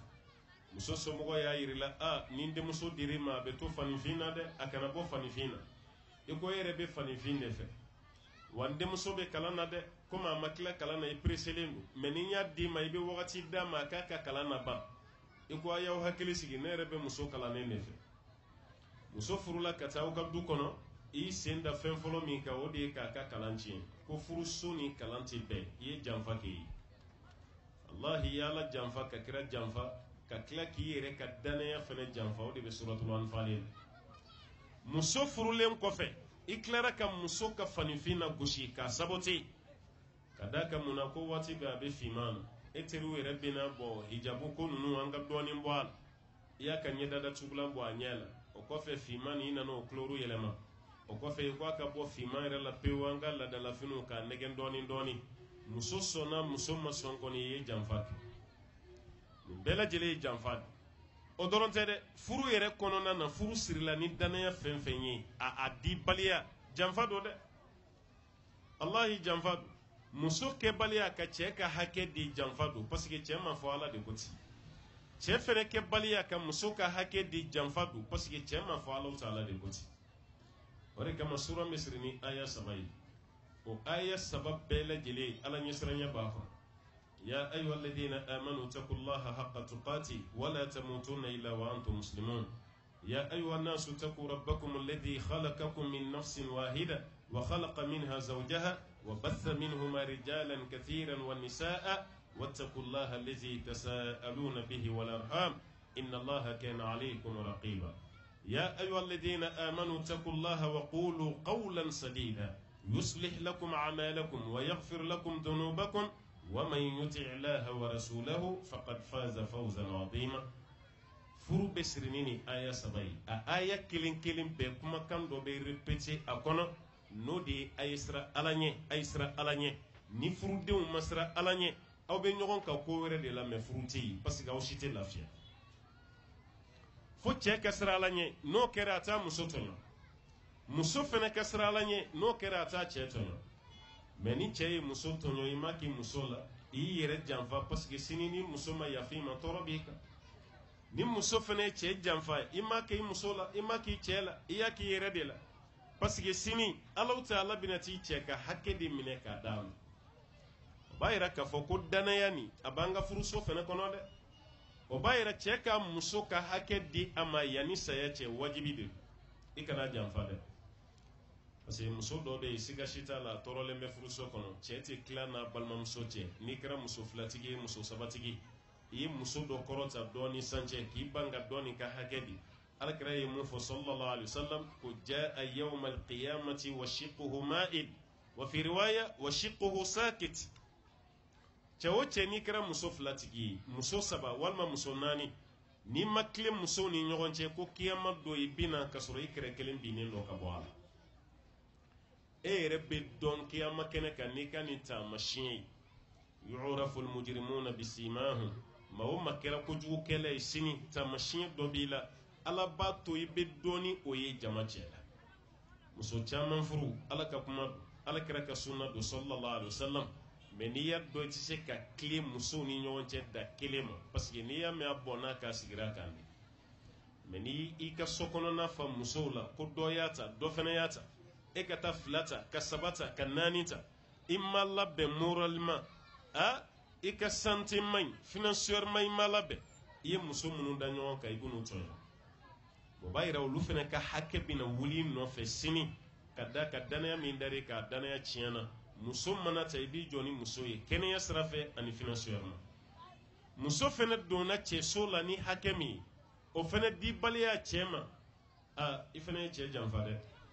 i ye cɛ janfa i ye ala janfa i ye kira janfa o de la takhunu allaha wa rasula wa takhunu amanatikum wa antum ta'lamun a kana ala janfa a kana kira janfa n'o kɛra aw ka danaya yɛrɛ fana bɛ janfa ka sɔrɔ aw t'a kalama o b'a yira furu yɔrɔ la danaya yɔrɔ nin bɛ na f'an k'an hakili to a la ni hakili ma to a la dɔrɔn danaya bɛ tiɲɛ e yɛrɛ bolo i ba ka mun kɛ a b'i ni cɛ dɔrɔn cɛ alors que ala de y'i bila a la o kɛbaliya i ye danaya ci bainaka wa baina rabbuk i n'i tigi ala cɛ ani i yɛrɛ ni adamaden tɔw ni ɲɔgɔn cɛ an bɛ danaya kɔlɔsi yɔrɔ damadɔ min na kɛrɛnkɛrɛnyala furu yɔrɔ bɛ a la a yɔrɔ dɔ fana mun ye o de ye inda tarbiyati lawlad o ye l'éducation des enfants denmisɛnninw u lamɔli waati parce que denmisɛnninw dili ma amana wallahi danaya de don ala ka danaya dɔ da i kan ka den di ma ye maa dɔw bɛ furu kɛ fo saya o ma den sɔrɔ hali den kelen o ma sɔrɔ ala yɛrɛ ko tɛ kuranɛ kɔnɔ dɛ k'a bɛ dɔw den kɛ cɛ ye a bɛ dɔw ta kɛ muso ye a bɛ dɔw ta kolonco k'a ɲagami ka dɔw ta kɛ cɛ ni muso ye k'a bɛ dɔw yɛrɛ kɛ aqima kunna e bɛ kɛ konna de ye i tɛ se ka den sɔrɔ o ye ala ka latigɛ ye a den camantigi a fitinintigi a cɛmantigi a n'a musomantigi a maana de don danaya de don min Allah ka bɔ ala yɔrɔ la k'a den ma n'i ma sɔn ka den dilan sariya y'a fɔ cogo min i ye danaya tiɲɛ n'i ye kuranɛ kɔnɔna lajɛ ala b'a fɔ an ɲɛna ya ayyuhal ladhina amanu qu anfusakum wa ahlikum nara aw maa minnu limaniyara a y'aw yɛrɛ kun kisi aw k'aw ka denbaya fana kisi ka bɔ tasuma ma nin ye ala ka layiru kan de talen ye ka d'a ma ni ala ye den d'i ma n'i ye takisuru kɛ den dilanni ni den lamɔli la i ye danaya tiɲɛ parce que ala ma den di bɛɛ ma maa dɔw bɛ yen olu ka fisa ka tɛmɛ e kan o ma den sɔrɔ Seydina Isa nana fo k'a yɛlɛ a bɛ tila ka jigin mais den tɛ Isa bolo. Isa ma muso yɛrɛ furu kuma tɛ ka den sɔrɔ. Seydina Yahya bun Zakariya a nana ka waati bɛɛ kɛ fo Yahudiyaw y'a faga ka sɔrɔ a ma muso furu kuma tɛ ka den sɔrɔ. Alakira yɛrɛ furumuso sallallahu alaihi wasallam a caman bɛ yen u ma den sɔrɔ. Muso min ka di kira ye ka tɛmɛ a furumuso bɛɛ kan o kun y'an ba Aisha ye. O tɛ ne ka kuma ye kira yɛrɛ y'o jɛlen fɔ mais an ba Aisha tun ma den sɔrɔ. O bɛɛ ye Ala ka latigɛ ye. Ni Ala ye den di ma Ala y'i bonya dɛ. O den fɛnɛ k'a lamɔ k'a guider k'a ɲɛsin silamɛya ma k'a bila baara ɲuman na o ye danaya de ye k'a da masa kan i ni Alahu Taala cɛ. O kɔrɔ ni mɔgɔ fɛn fɛn ye den lamɔ yegebɛ i mago tɛ denmisɛnninw ka tarbiya la i ye danaya tiɲɛ i kɛra janfati ye parce que Ala y'a d'i ma i ma ban a la a dili min kɛra i ma i ma sɔn ka den dilan. Nin ye janfa ye a ka hakili to a la dɛ. Ka ye den b'i bolo i mago tɛ den ka jogo ɲuman na. Den b'i bolo i mago tɛ den ka silamɛya la. Den kɛra silamɛya a ma kɛ silamɛ ye i ka sira t'a la. Den jogo ɲana jogo ma ɲɛ i ka sira t'a la. Hazihi hiya al-khiyana. Nin de ye janfa ye. A dere ma ka sɔrɔ i ma wari bɔ. Ala y'a d'i ma ka den ladon dɔrɔn ka den dilan i dɛsɛra a la. I kɛra i yɛrɛ janfati ye dɛ. I ma Ala janfa dɛ. I yɛrɛ de janfa parce que sini e tɛna don arijinɛ kɔnɔ abada. F'Ala k'i ɲininka i den ninnu ka lahala la. Denw kɛra cogo di? Mais n'i kɛra den dilanbaga ye ka den lamɔ ka den éduquer silamɛya sira ɲuman kan e ka don arijinɛ kɔnɔ dama tɛ dɛ. Hali n'i ka arijinɛ kɔnɔ so janyana ka tɛmɛ i denw ta kan den fɛnɛ ka sen da i sen da nɔ kan Ala ko k'a bɛ denw dɛmɛ k'u la k'u faw la walima u baw la fi nafsil janna o arijinɛ so kelen kɔnɔna la. Alahu Taala ko ten dɛ a ko mɔgɔ minnu limaniyara n'u denw tuguru u nɔfɛ n'o limaniya kelen ye wattaba'tuhum dhurriyyatuhum bi imanin alhaqna bihim dhurriyyatahum wama alatnahum min amalihim min shay. Alahu Taala ko mɔgɔ fɛn fɛn n'a limaniyara i ye baara ɲuman kɛ i denw fɛnɛ ka tugu i kɔ o baara ɲuman kelen na hali salen o limaniya ma bɔ a ka du kɔnɔna la a tora yen k'ale Ala bɛ den ninnu nakun masaw la arijinɛ kɔnɔna na. O b'a yira den yɛrɛ ka baara ma kɛ masa ta ɲɔgɔnna ye mais Alahu Taala bɛ i la kɔ a la. Fa ye baara min kɛ diɲɛ kɔnɔ baara ɲana o bɛ kɛ sababu ye den min fɛnɛ sen da fa sen da nɔ la siga si t'a la Alahu Taala bɛ den fɛnɛ ka baara la yɛlɛ k'a la kɔ a fa la o arijinɛ so kelen kɔnɔna na. Ni lamɔ ɲana siga si t'a la i ye danaya di wa i ye danaya bila minan kɔnɔ minan min diyara Ala ye mais ni lamɔ ma ɲa siga si t'a la i yɛrɛ janfa. I ye Ala janfa ka kira yɛrɛ fɛnɛ janfa k'i yɛrɛ ka dignité fɛnɛ k'a bafu ye. An b'a ɲini masaba Ala fɛ danaya ɲuman Ala k'a timelen to an bɛɛ lajɛlen kan. An mako bɛ danaya la yɔrɔ jumɛn? Indal imara wa ri'asa. N'Ala ye mɔgɔ min kɛ ɲɛmɔgɔ ye ni danaya tɛ yen wallahi fɛn bɛɛ bɛ tiɲɛ. N'i kɛra jamana ɲɛmɔgɔ ye i kɛra gouverneur ye i kɛra préfet ye i kɛra ministre ye i kɛra député ye i kɛra maire ye i kɛra dutigi ye a bɛ fɔ fɛn o fɛn ma ko responsabilité ni e ye responsabilisera ka ban jamana kɔnɔna na danaya dɔ de dar'i kan ko karisa i bɛ se nin na ni m'o fɛnɛ di i kɛra janfati ye. Maa fɛn fɛn bɛ yen k'a fɔ ko mɔgɔw dar'i la k'i bɛ se baara dɔ la e dun de ye ɲɛmɔgɔ ye o baara masina kɛbaliya siga si t'a la e kɛra janfati ye. O de kama an tɛ se ka kuma ɲɛmɔgɔya kan cogo si la f'an ka kuma Umar bin Khattab radiyallahu anhu a ka hayatu kan a ye ɲɛmɔgɔya di mɔgɔw ma cogo di parce que Umaru yɛrɛ kun ye ɲɛmɔgɔ ye a ka ɲɛmɔgɔya ɲana o waati kelen Umaru yɛrɛ jogo tilara ka mɔgɔw kalan de ka mɔgɔw jogo don ka mɔgɔw jogo ɲumanya. Umaru ka baara tilara ka kɛ tagako de parce que Umaru ye kuma minnu fɔ ani Umaru ye baara minnu kɛ n'i ye baara kɛ ni a ye siga si t'a la Ala b'i bɛɛ i sen Ala b'i bɛɛ sɔn a ba ma i ka baaraw bɛ kɛ baara ɲuman ye an t'a fɔ i ka baara bɛɛ bɛ ɲa dɛ mais siga si t'a la i ka baaraw bɛ kɛ baara ɲuman ye parce que a siranna Ala ɲɛ ka se niveau min ma bɛɛ lajɛlen b'a kalama munna parce que Ala kira yɛrɛ ka kuma bɛ yen sallallahu alaihi wasallam tellement Umaru siranna Ala ɲɛ fo Alahu Taala ye sitana yɛrɛ fɛnɛ lasira Umar bin Khattab ye. An bɛɛ bɛ siran sitana ye a'udhu billahi minash shaitanir rajim a'udhu billahi minash shaitanir rajim a bɛɛ tɛ Ala k'an kisi sitana tɔɔrɔ ma a kana don an ka baara la mais Umaru yɛrɛ yɔrɔ ma janyana ka bɔ sitana ma o dɔrɔn tɛ dɛ ka tila ka shetene fana nasira Umar bin Khattabi alakira yo fo sallallahu alaihi wasallam abu Umar muso baka siraye o kan itoro de muso doronte e Umar bin Khattabi hali eni shetene te nyogon soro sira ka fo shetene ka sira blaye shetene yɛrɛ bɛ sira to e ɲɛ shetene yɛrɛ bɛ bila munna parce que a bɛ siran ɲɛ mun ye shetene sira Umaru ɲɛ parce que Umaru siranna Alahu Taala ɲɛ ni siranna Ala ɲɛ Ala b'a ka danfɛnw na siran ɲɛ nka ni ja jɔra Ala ɲɛ siga si t'a la danfɛnw fana ja bɛ jɔ ye wala o de kama Ala ka marabaga caman bɛ yen Ala ta kɔfɛ bɛɛ sirann'u ɲɛ mɔgɔ jugu tɛ o tɛ kuma jugu fɔ o tɛ kojugu kɛ mɔgɔ la mais n'u yera kaban bɛɛ lajɛlen bɛ siran u tɛ siran ɲɛ k'a bɛ se k'u faga walima a b'u gosi nɔ o bɛ siran ɲɛ diinɛ min b'a bolo nka munna o fana kɛra siga si tɛ a la a ye baara min kɛ baara kɛcogo ɲuman na ani Ala cɛ ani Alahu Taala ni ɲɔgɔn cɛ ale siranna Ala ɲɛ Alahu Taala fana y'a ka danfɛnw bila o ka sira ale ɲɛ o b'a yira maa min bɛ yen n'i kɛra ɲɛmɔgɔ ye siga si t'a la e de mago bɛ danaya la ka tɛmɛ bɛɛ kan e ma ye hadisa jɛlen bɛ yen Alakira b'a fɔ sallallahu alaihi wasallam ko la yadkhulul jannata ad-dayus mɔgɔ min n'i kɛra dayusu ye k'i tɛna don arijinɛ kɔnɔ dayusu ka place tɛ arijinɛ kɔnɔ nin ye Alakira ka kumakan ye sallallahu alaihi wasallam ad-dayus la yadkhulul janna dayusu k'i place tɛ arijinɛ kɔnɔ sahabaw ye kira ɲininka ko dayusu ye jɔn ye a ko mɔgɔ min bɛ kojugu ka sabali ni kojugu ye i ka denbaya la ko de tɔgɔ ka fɔ ko dayusu mɔgɔ min bɛ yen kojugu dɔ bɛ yen i sabalila ka i ka denbaya la ko tigi de tɔgɔ ka fɔ ko dayusu o b'a yira k'a fɔ denbaya min tigi bɛ yen n'i ma tile i ka denbaya kɔnɔ i mago ma k'a la k'i tɔgɔ ka fɔ ko dayusu Allahumma rabbi Ala k'an bɛ sɔn a ma an mago bɛ danaya fana na danaya di wagati ɲɔgɔn na an b'o fɔ ka kuma jɔ ye tamasiyɛn y'a yira ko waati sera an yɛrɛ dama ye danaya minnu da ɲɔgɔn kan o danaya di baliya wallahi o de b'an ka société tiɲɛ o de b'an ka jamakulu yɛrɛ kɛ o de bɛ kɛ sababu ye ka Ala yɛrɛ fana dimi an kɔrɔ parce que n'i y'a lajɛ kunu an faw an mɔkɛw u ɲɛnamayara ɲɔgɔn kan ni hɛrɛ ye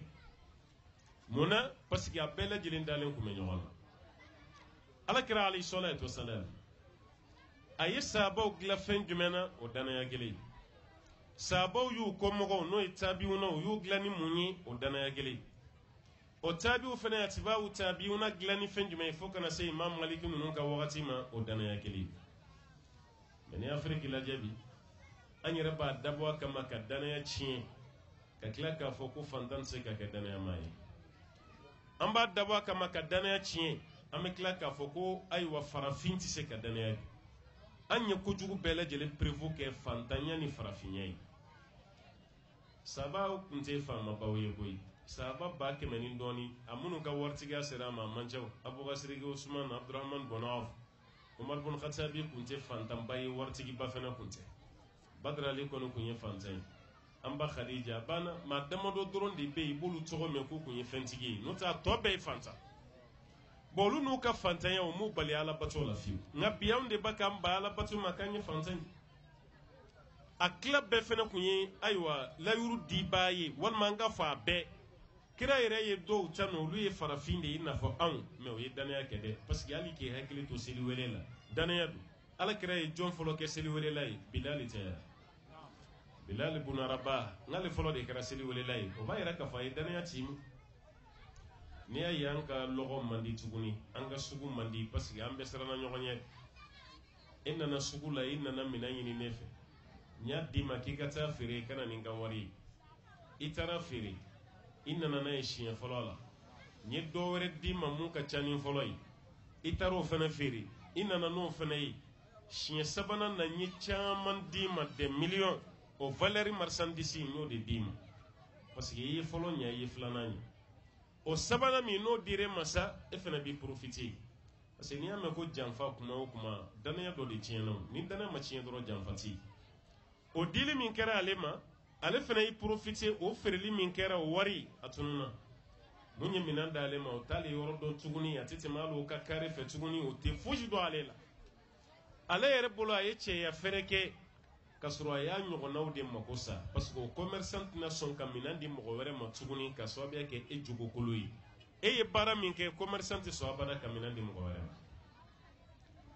nin de ye janfa yɛrɛ kɔlɔlɔ ye an ka société kɔnɔ a bɛɛ tiɲɛna an bɛɛ siranna ɲɔgɔn ye wari ɲini sira fɛ mɔgɔ si dalen tɛ ɲɔgɔn na ka fɛn dɔ kalifa ɲɔgɔn na an bɛɛ siranna ɲɛ hali furu la bi an bɛɛ bɛ siga e ma ye ni dɔ bɔra i muso nɔfɛ a y'i denmuso nɔfɛ kamalen dɔ nana k'a b'i denmuso fɔ i bɛ denmuso ka fɛn in bɛɛ ɲɛɲini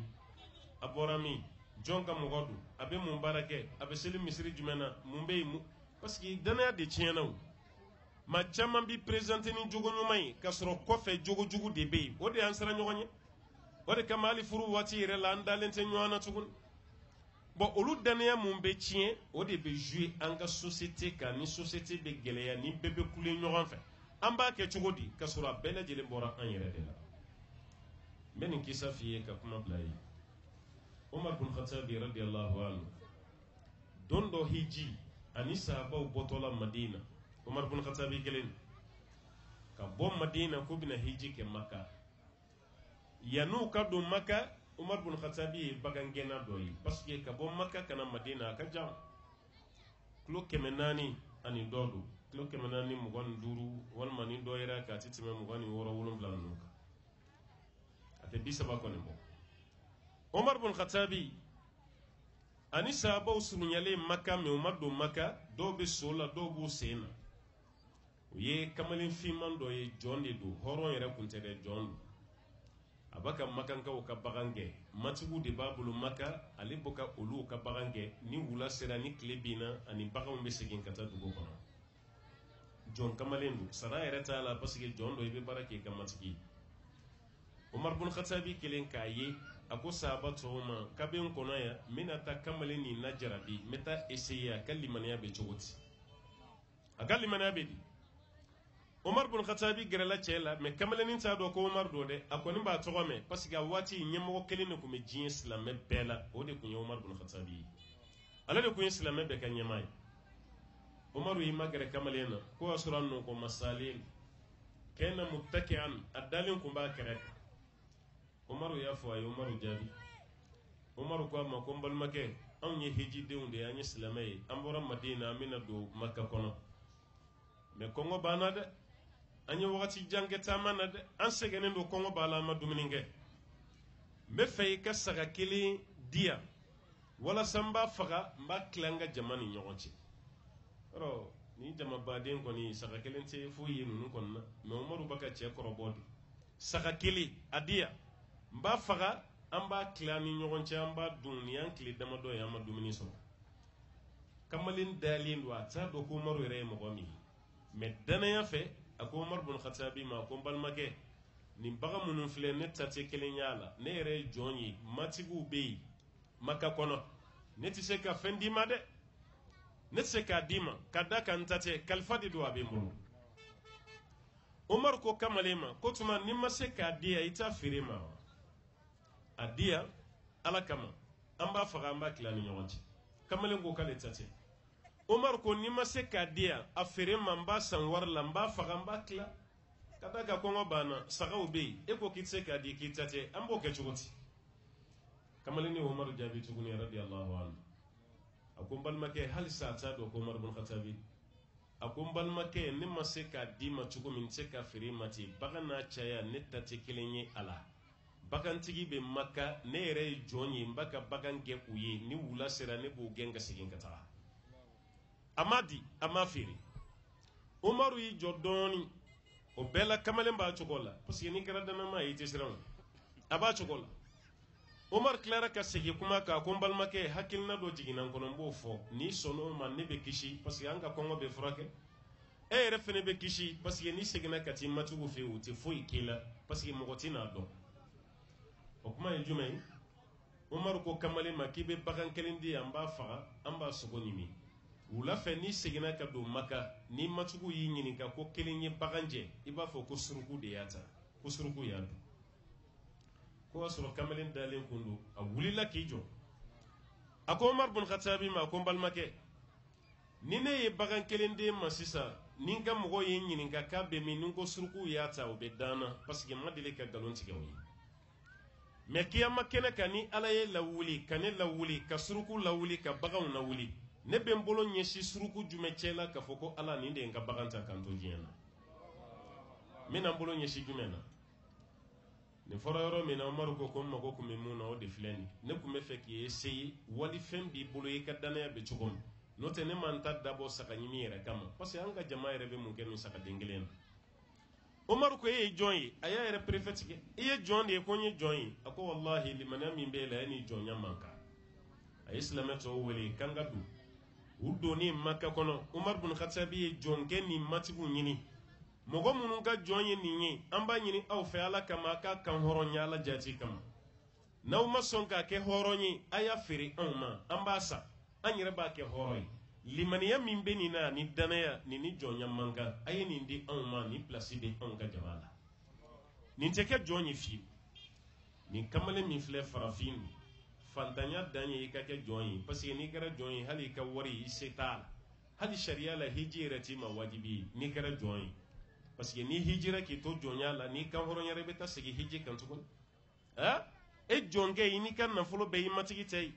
fantanya bɛ yen ka tɛmɛ jɔnya kan wa o tɛ nin ye farafin ye jɔn don mais a tilenna a siranna ala ɲɛ a kɛra limana jɔn ye a ye danaya t'i ɲɛ o tuma na diɲɛ ka tiɲɛ anw bolo bi danaya tiɲɛ dama an ka furuw ka ɲagami sociétéw ka ɲagami n'an taara aventure la baara bɛɛ bɛ tiɲɛ dɔw yɛrɛ bɛ yan chinois bɛ conteneur caman de fa k'a bila kana d'a ma siɲɛ kelen siɲɛ fila sabanan a bɛ taa kɛ chinois kɛ kan o bɛ avion ta ka na jamana fan bɛɛ don ɲɔgɔn na ɲɛ tɛ d'a kan ale yɛrɛ bɛ nisɔndiya ni mɔgɔ dɔw k'a bɛ kuma ko non a to yen sa n ko kafiri nafolo don chinois tɛ silamɛ ye kafiri nafolo don mais e ye silamɛ ye ala de ko an kana baara kɛ n'i ye chinois kɛ ɲɛ ko diɲɛ na yan kiyama ala fana bɛ t'i ɲɛ ko ala dun ka ɲɛ ko ji ye kiyama o ye jahanama de i b'i labɛn o de kama parce que i kɛra janfantigi de an b'a ɲini ala fɛ ala k'an bɛɛ kisi ka bɔ janfa ma danaya ɲuman ala k'a don an bɛɛ ma ala k'an bɛɛ lajɛlen kɛ danaya maa ye n'an ye danaya sɔrɔ sika si t'a la wallahi dugukolo bɛ sanuya wa dugukolo bɛ jidi an bɛ hɛrɛ sɔrɔ an bɛ lafiya sɔrɔ mais n'an kɛra janfati ye baara bɛɛ lajɛlen bɛ tiɲɛ an bolo an b'a ɲini ala fɛ ala k'an kisi ka bɔ janfa ma ala ka barika don an na ka barika don ayiwa an fɛ ko bɛɛ lajɛlen na an bɛ kuma bila yan yan'an ka bɔ an bɛ segin an ka foli kan maa fɛn fɛn bɛ yen k'a fɔ k'i nana ala ka bɛɛ lajɛlen sara hɛrɛ la fɛn fɛn bɛ yen k'i baara kɛ walasa nin conférence ka réussir i y'a dabɔ a ka ɲɛ cogo min i fana ka arijana kɔnɔ don ala ka ɲɛ o cogo la an balimamusow n'an balimakɛ minnu bɛ tile la kabini baara daminɛra fo sisan ni mun ma fara kan foyi ma bɔ a la a ye nin sabali min kɛ tile kɔrɔ jɔ la an b'a ɲini ala fɛ ala ka nin k'aw bɛɛ ka haminako wuli sababu ye ala k'a kɛ aw bɛɛ ka arijana kɔnɔ don sababu ye ala k'a kɛ kɔtɛrɛ ye ka don aw bɛɛ lajɛlen ni tasuma cɛ ala ka hɛrɛ kɛ bɛɛ ye ka bɛɛ laban ɲa n'an bɛ bɔ diɲɛ na don min o ka sɔrɔ an ni alaw taala ka di an kana taa alaw taala diminen sɔrɔ an kɔrɔ n'an ni bɛ bɔ don min an ka kuma laban ka kɛ la ilaha illallah muhammadu rasulullah sallallahu alaihi wasallam وما ذلك على الله بعزيز وصل اللهم وسلم وبارك على عبدك ونبيك محمد وعلى آله ومن تبعه بإحسان إلى يوم الدين سبحان ربك رب العزة ما يصفون والسلام على المرسلين والحمد لله رب العالمين والسلام عليكم ورحمة الله وبركاته.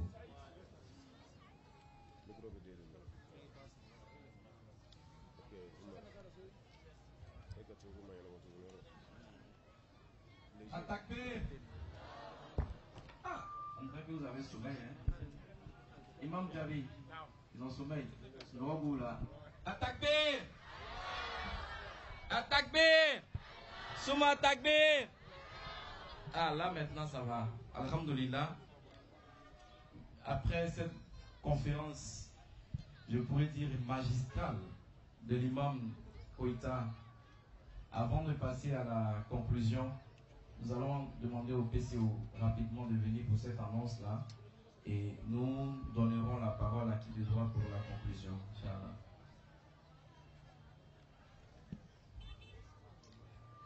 Assalamu alaikum wa rahmatullahi wa barakatuhu. Inshallah, anyini be befe. Beto asiro ki mafa imakero nala sona. Anga leri mfo leri sila doni aminata. Mais Inch'Allah, message belebele le bien k'a lase silama bɛɛ lajɛlen ma fɛn fɛn n'i bɛ yɔrɔ nin na yan wa fɛn fɛn ni tulo bɛ an mankan na wa fɛn fɛn n'i b'an yɛlɛ image nin na diɲɛ fan bɛɛ lajɛlen na kamasɔrɔ télévision bon caman bɛ yan Suna TV o b'an suivi la Kuba TV o b'an suivi la alhamdulillah ani mɔgɔ caman bɛ WhatsApp kan ni Facebook kan olu b'a la ka direct kɛ lɛri min na an bɛ kuma la yan ka bɛn juma de ma o de ko min ye ɲatimi de kɔnɔdimi tɛ ka bɛn ko min bɛ an fɛ Maya lɛri min na n'a ye an ka karamɔgɔcɛba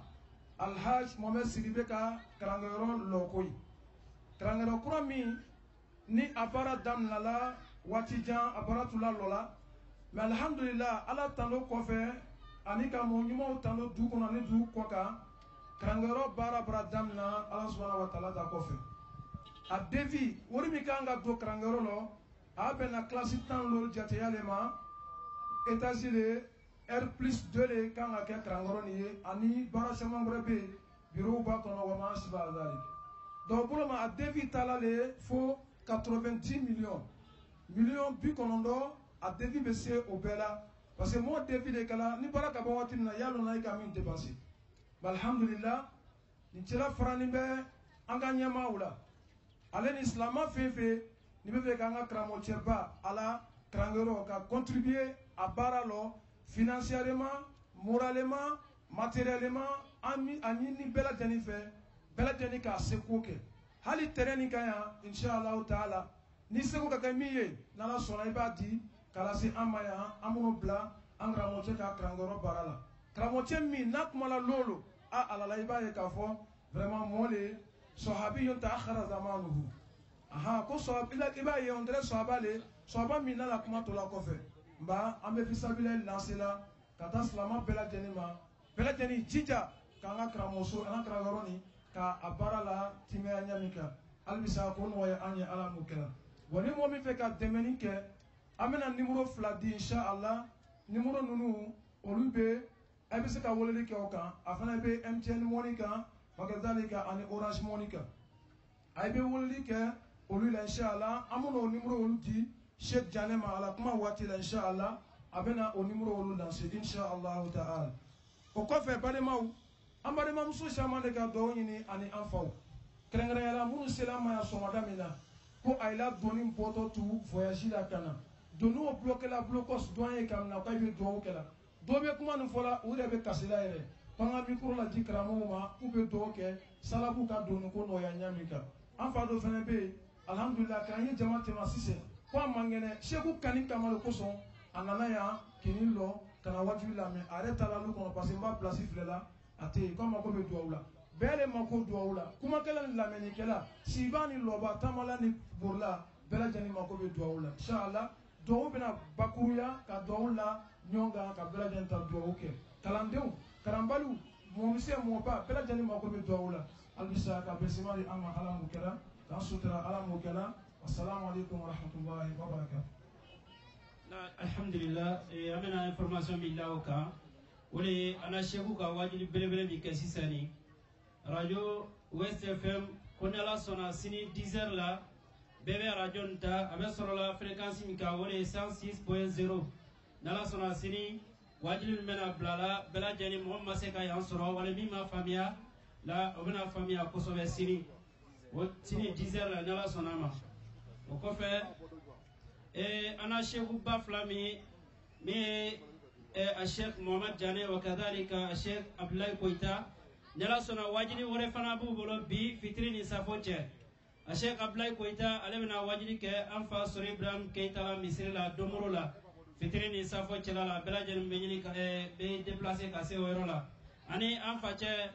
ani an ka karamɔgɔ cɛ Alhaji Mohamed Sidibe ale la misiri bɛ kɛnɛ di ni ala sɔnna Sheikh Mohamed Jane ale bɛna taa wajibi kɛ o misiri la fitiri ni safo cɛla la.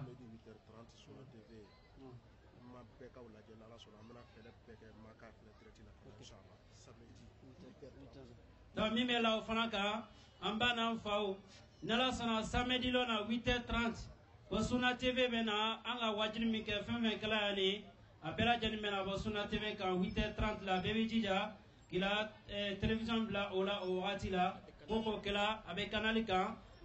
ate kanali kan donc ate kanali kan donc ne la sɔnna a bɛna bɔ yɔrɔ wɛrɛw la mɔgɔw bɛna a suivi inshallah wajiri min kɛla a faamuyala ko ɲuman ko di an bɛɛ lajɛlen ma ala m'o kɛla ala n'a nɔgɔya ye ala m'o kɛla allahumma rabbi salli ala muhammad. Alhamdulillah, comme nous l'avons dit, au nom du RAIS régional et au nom du comité d'organisation, des remerciements à l'endroit de monsieur le préfet de région qui a démontré que le thème de cette conférence est la preuve de la relation qui le lie à ces communautés, la confiance. Oui, remerciements à monsieur le préfet de région, remerciements à monsieur le maire de la commune de Mans pour tout ce qu'il a fait pour la réussite de cette conférence, pour l'investissement qu'il a apporté au comité d'organisation.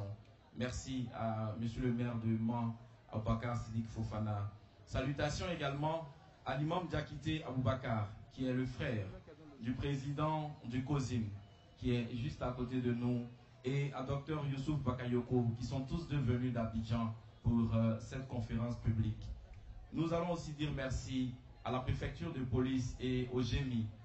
groupement mobile d'intervention. Merci pour la contribution que vous avez apportée dans la sécurisation de cette conférence et de cette grande mobilisation des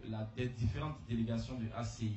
Remerciements à la sécurité ACI et son responsable, Youssouf Kamara, et à tous les groupes de Mans. Merci pour tout ce que vous avez apporté pour la réussite de cette grande conférence. Également, merci à l'imam Abou Kone et à l'imam Agib Doumbia. Merci au chef traditionnel. Remerciements à Sa Majesté Guy Pascal. Et enfin, remerciements au cheikh Mohamed Diané, qui est venu spécialement de la Belgique pour accompagner le cheikh Abdoulaye Koïta dans cette tournée. La tournée a commencé dans plusieurs régions, des régions du Hambol, du Poro, du Beke, en passant par la Marawi jusqu'à Mans aujourd'hui. Le cheikh n'a fait que prôner la paix, les bonnes pratiques, la promotion des bonnes œuvres pour la réussite des fidèles musulmans, des communautés et de l'islam. On pourra dire un takbir. Et donc maintenant nous allons passer la parole au cheikh Mohamed Diané qui va dire un mot, et juste après, toutes les prières qui ont été demandées, tous les vœux qui sont émis en ce moment vont tous se retrouver dans la doigt finale pour qu'on puisse libérer nos parents, car depuis 7 heures, depuis 6h30, depuis 8h, ils sont là et ils ne sont pas partis. Merci à cette communauté, merci pour la mobilisation, et nous allons nous tourner vers le cheikh Mohamed Diané pour son intervention.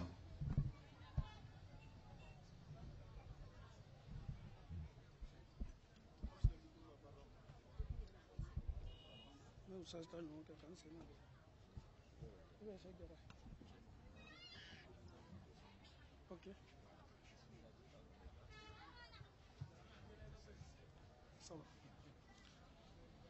الحمد لله رب العالمين الحمد لله وكفى والصلاة والسلام الأتمان الأكملان على رسول الله مصطفى محمد صلى الله عليه وسلم. نشهد جميعا أنه أدى الأمانة ونصح الأمة وجاهد في الله حتى أتاه اليقين. السلام عليكم ورحمة الله وبركاته. الحمد لله رب العالمين. أمي أنكر مغفو أكال للي كان سنمانا أمي كلافنا كفولين ياسين لمنين كلابما كرموچا يرسيغني مي أبيك أنغا أمباو لجت للا أمباو يرمان ما يامنا أما لو تعالى دالي ما سيغني مي تلو كرويا كان نكال لارشو سماي أما كياماندو على موكلا كما جانتان بولو كرموچا كمانا. Je m'adresse à la Côte d'Ivoire. Je m'adresse à cette jeunesse-là. Je m'adresse à nos autorités. L'imam vient de parler d'un sujet qui est tellement sensible. Le sujet, c'est la confiance. Aujourd'hui, tu fais sortir 100 jeunes. Eh bien, je me trompe. En faisant le transfert, Orange Money, j'envoie sur le numéro de quelqu'un d'autre. Et ce dernier, il prend son téléphone, j'ai reçu une somme. Écoute attentivement. Morodo nyinana ka wari do chikana ika konti la Orange Money na. Ye wari ni soro ika konti kan. Ele yere ni Allahu Taala ni nyonche. Ebena munke. I hakili bi magninga. Je suis sûr et certain que ce dernier s'est trompé. L'argent ne m'appartient pas. Mais wallahi, dis-toi qu'il y a 2 anges qui te surveillent. Dis-toi que Dieu, il t'observe. Qu'est-ce que tu feras et qu'est-ce que tu vas faire? Niyoronina, Allah Ta'ala kameleka ubi maflela, Allah erebi maflela, ma mi nana kaka wari chi, wari nana sika konti la nina boloma. Ebe munke, ebe sindoro ka tika numéro bloqué. Pour ne pas que traci yere, ado yere boka pusi boka alafili. Kada kan pusi chama mebi ani kardante odo. Ale mason ka war la siri. Ni min kala, ye ni min ke, wartigi, filile ka soro. Ele fana bana ka ka war la sigama. A donc a foko kiyaman lo iba ka war bosi kata la kadam. Dis-toi, le fait que tu as refusé ou annulé, supprimé le numéro, et pourtant la somme que tu as reçue ne t'appartient pas, et dis-toi que les anges sont avec toi. Allah il te regarde. Le jour de la résurrection, tu vas rendre compte. Et tu penses que tu es malin? Allah il est plus malin que toi. Et tu penses qu'aujourd'hui, à quelqu'un, en même temps on se dit, mais c'est un gaou. Lui il pense que moi je suis gaou aussi. Le fait qu'il s'est trompé là, moi je vais lui montrer que moi je suis plus civilisé ou plus éveillé que lui. La jeunesse, quand on parle de cette confiance-là, dis-toi que c'est un pacte entre toi et Dieu. Nous résidons en Europe. Un blanc qui n'est pas du tout religieux, qu'il soit chrétien ou pas, musulman, les blancs, la religion n'est pas dans leur programme. Mais un blanc, quand tu travailles chez un blanc, le salaire que tu dois te donner, wallahi, il te donne ton salaire. Je connais une connaissance en Europe. Il a travaillé chez un patron. Après le travail, 7 ans, le monsieur, le patron en question, il devait donner, remettre une somme à ce monsieur. Parce qu'en Europe, quand tu travailles, après fin d'année, on doit te donner des primes. Le monsieur, le fait que le monsieur ne travaille plus chez lui, 7 ans après, il sait très bien que lui, là, je dois lui donner ça, je dois lui remettre ça. Il a commencé à chercher le contact de ce dernier. Il ne fait pas ça parce qu'il est religieux. Il est chrétien ou musulman. Ça n'a absolument rien à voir. Chez eux, ils sont habitués, ils ont reçu une éducation, la somme qui ne t'appartient pas, il faut remettre à la personne. Après 7 ans, ce dernier a reçu la somme. Subhanallah. Mais chez nous en Afrique, nous sommes religieux, nous sommes chrétiens, nous sommes musulmans ici en Afrique. Mais regardons un peu ce qui se passe avec nos comportements. Quand on parle de confiance, il suffit seulement en marchant, il y a une somme qui est tombée, 10 000 CFA est tombée. Il va regarder d'abord à gauche, à droite. Le fait qu'on ne me regarde pas, il prend la somme, il met ça sur lui. Et pourtant, ça ne t'appartient pas. La religion que nous, les musulmans, cette somme-là ne t'appartient pas.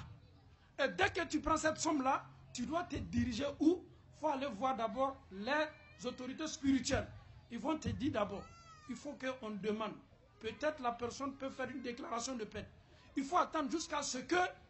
si la personne ne se présente pas, l'islam peut te donner maintenant des ouvertures pour que peut-être si l'argent peut rester avec toi ou pas.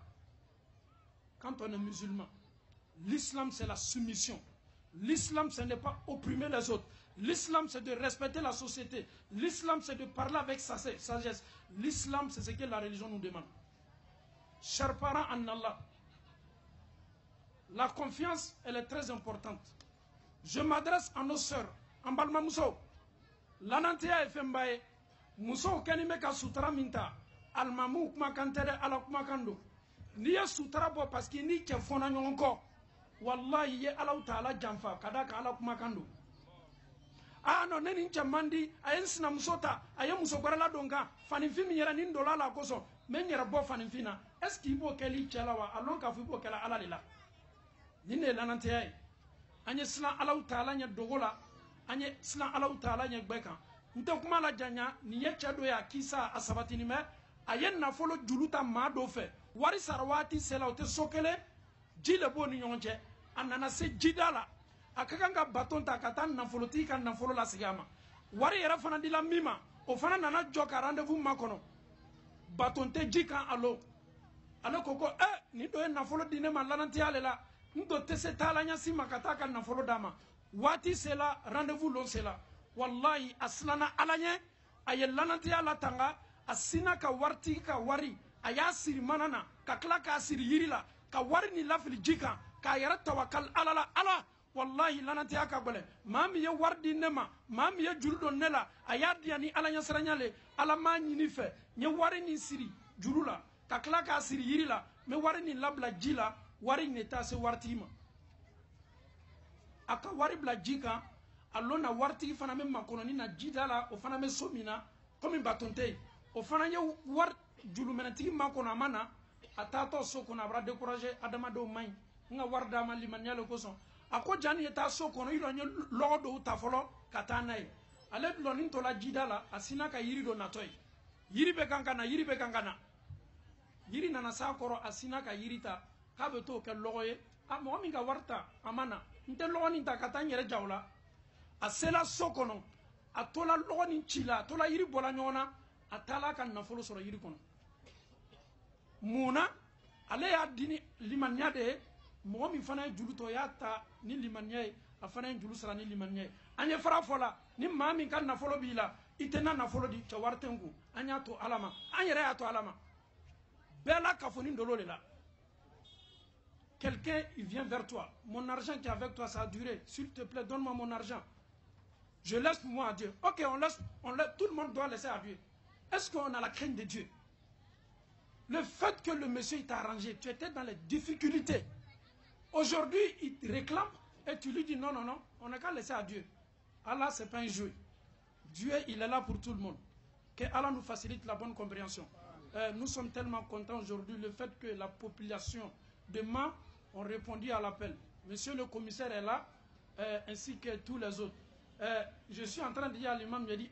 notre commissaire il est beaucoup jeune comme nous. On veut aussi les commissaires jeunes comme ça. Là, comme ça peut aller, le contact peut passer facilement. On demande à Allah subhanahu wa ta'ala de veiller sur eux, qu'Allah veille sur la Côte d'Ivoire, qu'Allah fasse que ce beau pays-là, qui est la Côte d'Ivoire, qui embrasse toutes sortes d'ethnies, qu'Allah met la baraka sur la Côte d'Ivoire. Alhamdulillah, Rabbil Alamin.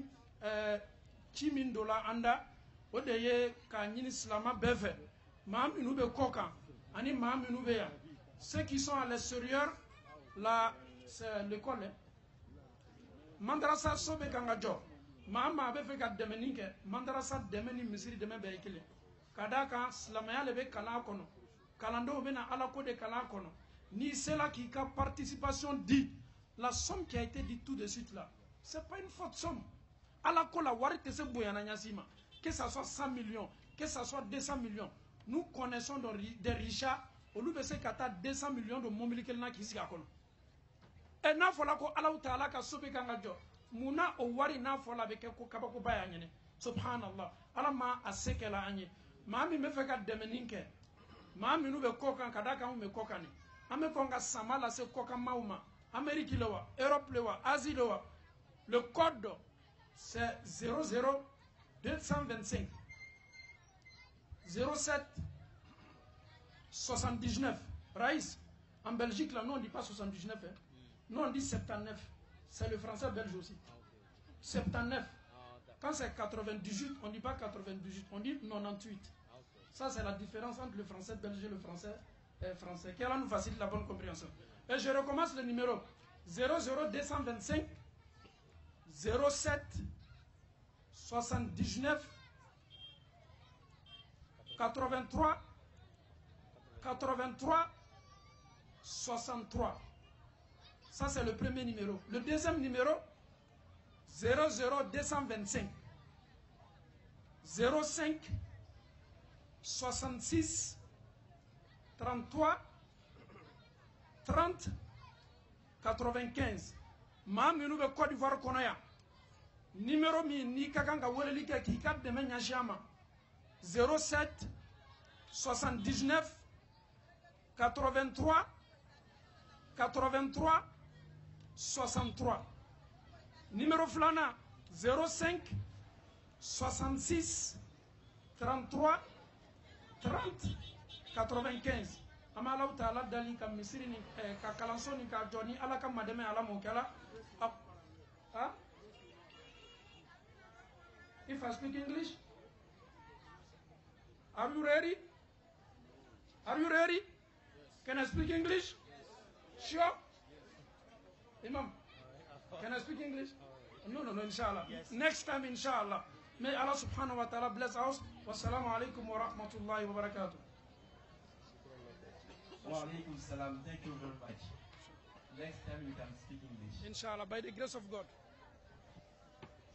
We thank the God, comme l'a dit l'imam. Merci beaucoup. Alors, nous sommes pratiquement à la fin de cette conférence. Et comme nous l'avons dit, le temps qui a été imparti est en train d'arriver à son terme. Et nous n'allons plus tarder parce que l'ultime intervention est celle relative à la bénédiction. Et nous allons nous tourner vers l'imam Ousmane Sidibé, qui est le responsable régional, comme on le dit, le raïs régional de l'ACI, l'association des compagnons de l'islam. Imam, nous nous tournons vers vous pour la doua finale. Inch'Allah.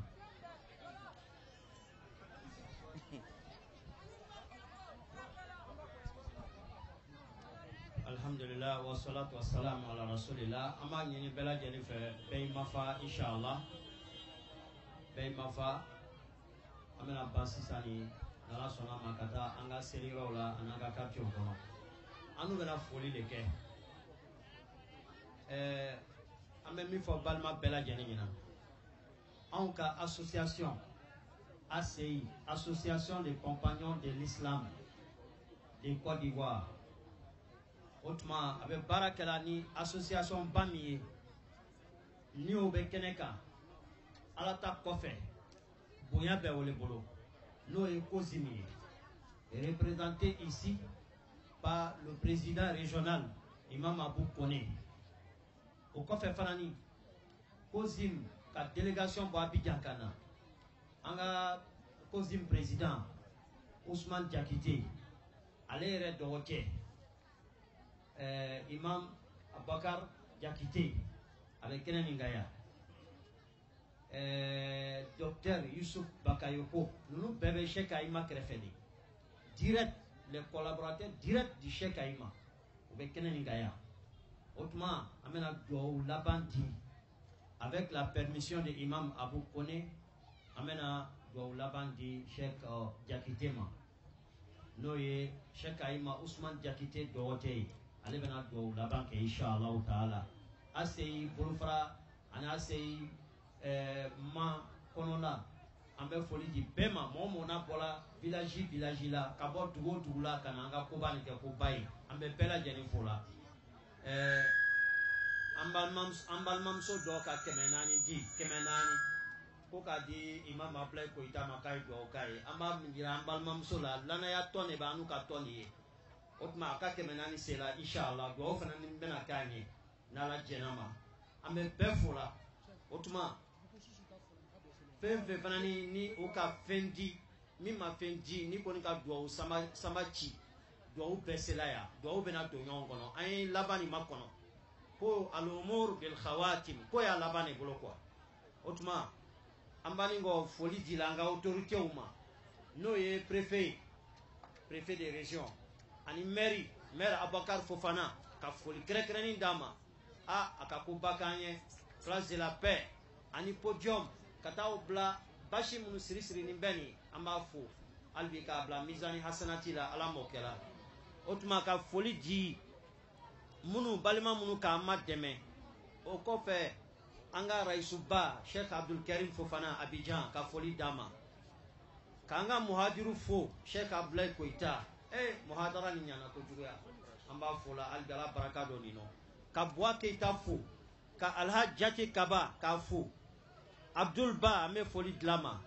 aja jaka kaba foli be glama ame PCO fola anga sécurité mo fola anga PCO imam Kisai amba fola ani tom mamru bela jeni otuma ka foli di ambal machama Ibrahim électronique Ibrahim Koulibaly na be fala mako electro ambe foli dama fanani ka para pake konina kanga imam baba ufo femfe na bola yoro la amba bela jeni fola foli ni bela jeni beta la banjoma ole anga chokro bawi les sages comité des sages no e anu ka chokro bawi ka damna lay mor sistema ka jigi a représentant be kene ka ya bi wole Allah Bakar Touré ka foli dama ana a komo be ka foli di anga chokroba mun bara fatu albi ala la hina wulula lay mor Touré aja fanda de alfana deni ambe do kala ni bela jeniye ambe do kala chokroba ni benye min tula hakillaw lay jor mor keitaw ambe do kala bela jeniye lay sori brahma keita imam Koita anga nyosoro lay sori brahma keita ka suko yarola alona ka do shamangede ka do yere le ka anga chokroba ni no lay sori brahma keita e otuma anga nyoye premier kala malali jeliba donc ambe foli dilama ka déplacement ni ambe foli dilama ka foli di imam janema albi unana bismillah ku kosi uka trayoro la alhamdulillah ala mokela ka bensema di ala mokela otuma mena micro passer cousin président à présent ba uka représentant ba no e jakide amena do dama bena do ke bela jani iteja wari shamambran soroya ko ka adi conférencier ma ko do la tege otuma nala sonama a besela se yola inshallah taala aya lon ka fo wajuli bele flaba pro bisunina kadam na fikri ko veroma kata se sabuma lay sur bramaka misrila modo fenamra walor di ko ka di ko itama bon ni mo mi fe ka donc numéro munu foni ni ay jija ka numéro nu wele 07 79 83 83 63 imam Koita abemma ya kata se sini so mayola ni mo me fe ka fe ko ke anye inshallah taala numéro ni ba wele nala sonama abena sa se rola inshallah taala min salam lo kroya o koni o buliani ko sebe inshallah taala halbi ame makafoli nyina ni Allah taala jenama wassalamu alaikum warahmatullah bela jeni doumna kabanga imam bani fe jakite Abakar représentant de Cheikh Aïma Bakari Fofana avec la permission de imam Abou Kone en profiter ka anga imam Bafo Abakar Fofana grand imam de la ville de Man amba fola la sonama kwa ka foli mesrala ame lay Musa dunia fola aka représentant be agi dunia ame foli lama albi ala besra hela kana ba pe fola besra hela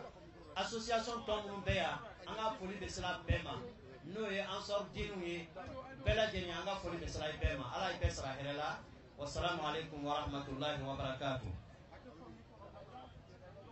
السلام عليكم ورحمة الله تعالى وبركاته. السلام ورحمة الله. الحمد لله رب العالمين. الحمد لله. Imam Kone, avec sur votre autorité, et tous les autres responsables. Nous disons merci à mon jeune frère Diané. Au nom de COSIM, on dit merci pour le grand déplacement. Pour le grand conférencier, M. Koita, merci beaucoup. Nous disons merci à notre papa, le vieux, qui est notre papa, qui est notre Oustaz. Tout le monde le connaît. Le vieux Sylvé, c'est notre papa, qui a fait avec nos papas, avec mon papa, là, Ibakwa, Diakité. Donc c'est notre papa, c'est notre Oustaz, l'homme qui est à lui. Oustaz Koita, je reviens à lui encore pour lui dire merci pour son débrouillement, son courage, son combat infatigable. Il est au front pour pouvoir vraiment expliquer, éclairer, parler aux musulmans, nuit et jour, que je suis souvent ces conférences. Je tire mon chapeau, je lui dis merci. Merci encore Oustaz. Shukran lak, barakallahu fi, Allah ta'ala umura. اللهم ربنا اتنا في الدنيا حسنه وفي الاخره حسنه وقنا عذاب النار ربنا لا تزغ قلوبنا بعد إذ هديتنا هب لنا من لدنك سلطانا رحمتك إنك أنت الوهاب an balimamuso dɔ ye kuma fɔ an kɔfɛ sisan ko denw bɛ dɔrɔ min na an b'a ladari ya Allah ya Rahman ya Wahab dɔrɔ k'an den ninnu minɛ u bolo ma ka dɔrɔ minɛ o la ka silamɛya di o ma Ala m'o kɛla Ala y'o hakili jɔsi ni silamɛya nɔrɔ ye Ala m'a kɛla dɔrɔgi yɛrɛ k'an den ninnu minɛ an na sungurubaya ka min minɛ an na Ala sɔsɔ tɔw ka min minɛ an na k'o lase kɔ ko ɲuman kɛ an ma ka fara la Ala m'o kɛla k'o hakiliw jɔsi ni silamɛya nɔrɔ ye Ala m'a kɛla ya hayyu ya qayyum bi rahmatika nastaghith wala taqilna anfusana tarafat al-ayn اللهم ربنا فزنا وعلنا ومعلنا من كل المصائب الزمان وافتن الملوك وظلم الفساد ربنا اتنا في الدنيا حسنه وفي الاخره حسنه وقنا عذاب النار ربنا لا تزغ قلوبنا بعد إذ هديتنا وهب لنا من لدنك سلطانا رحمتك إنك أنت الوهاب اللهم ربنا آمنا بما أنزلت واتبعنا الرسول فاكتبنا مع الشاهدين ربنا اغفر لنا واغفر جميع موتى المسلمين والمسلمات الأحياء منا والأموات اللهم اغفر كبيرنا وصغيرنا واقض حوائجنا في الدنيا والآخرة بعزتك وكرمك وفضلك يا ذا الجلال والإكرام اللهم ربنا اغفر لنا ولوالدينا وللمؤمنين يوم يقوم الحساب اللهم احسن مدخلهم اللهم واسع مدخلهم اللهم بارك في اعمارنا اللهم بارك في اعمارنا وصلى الله على سيدنا محمد وعلى ال محمد وسلم تسليما كثيرا واخر دعوانا الحمد لله رب العالمين امين يا رب العالمين ان شاء الله تعالى بلا جني m'appelekaw ka wari dɔn dɔw kɛ bɛɛ lajɛlen fɛn fɛn ka a seko kɛ o tuma a sera a seyɔrɔ la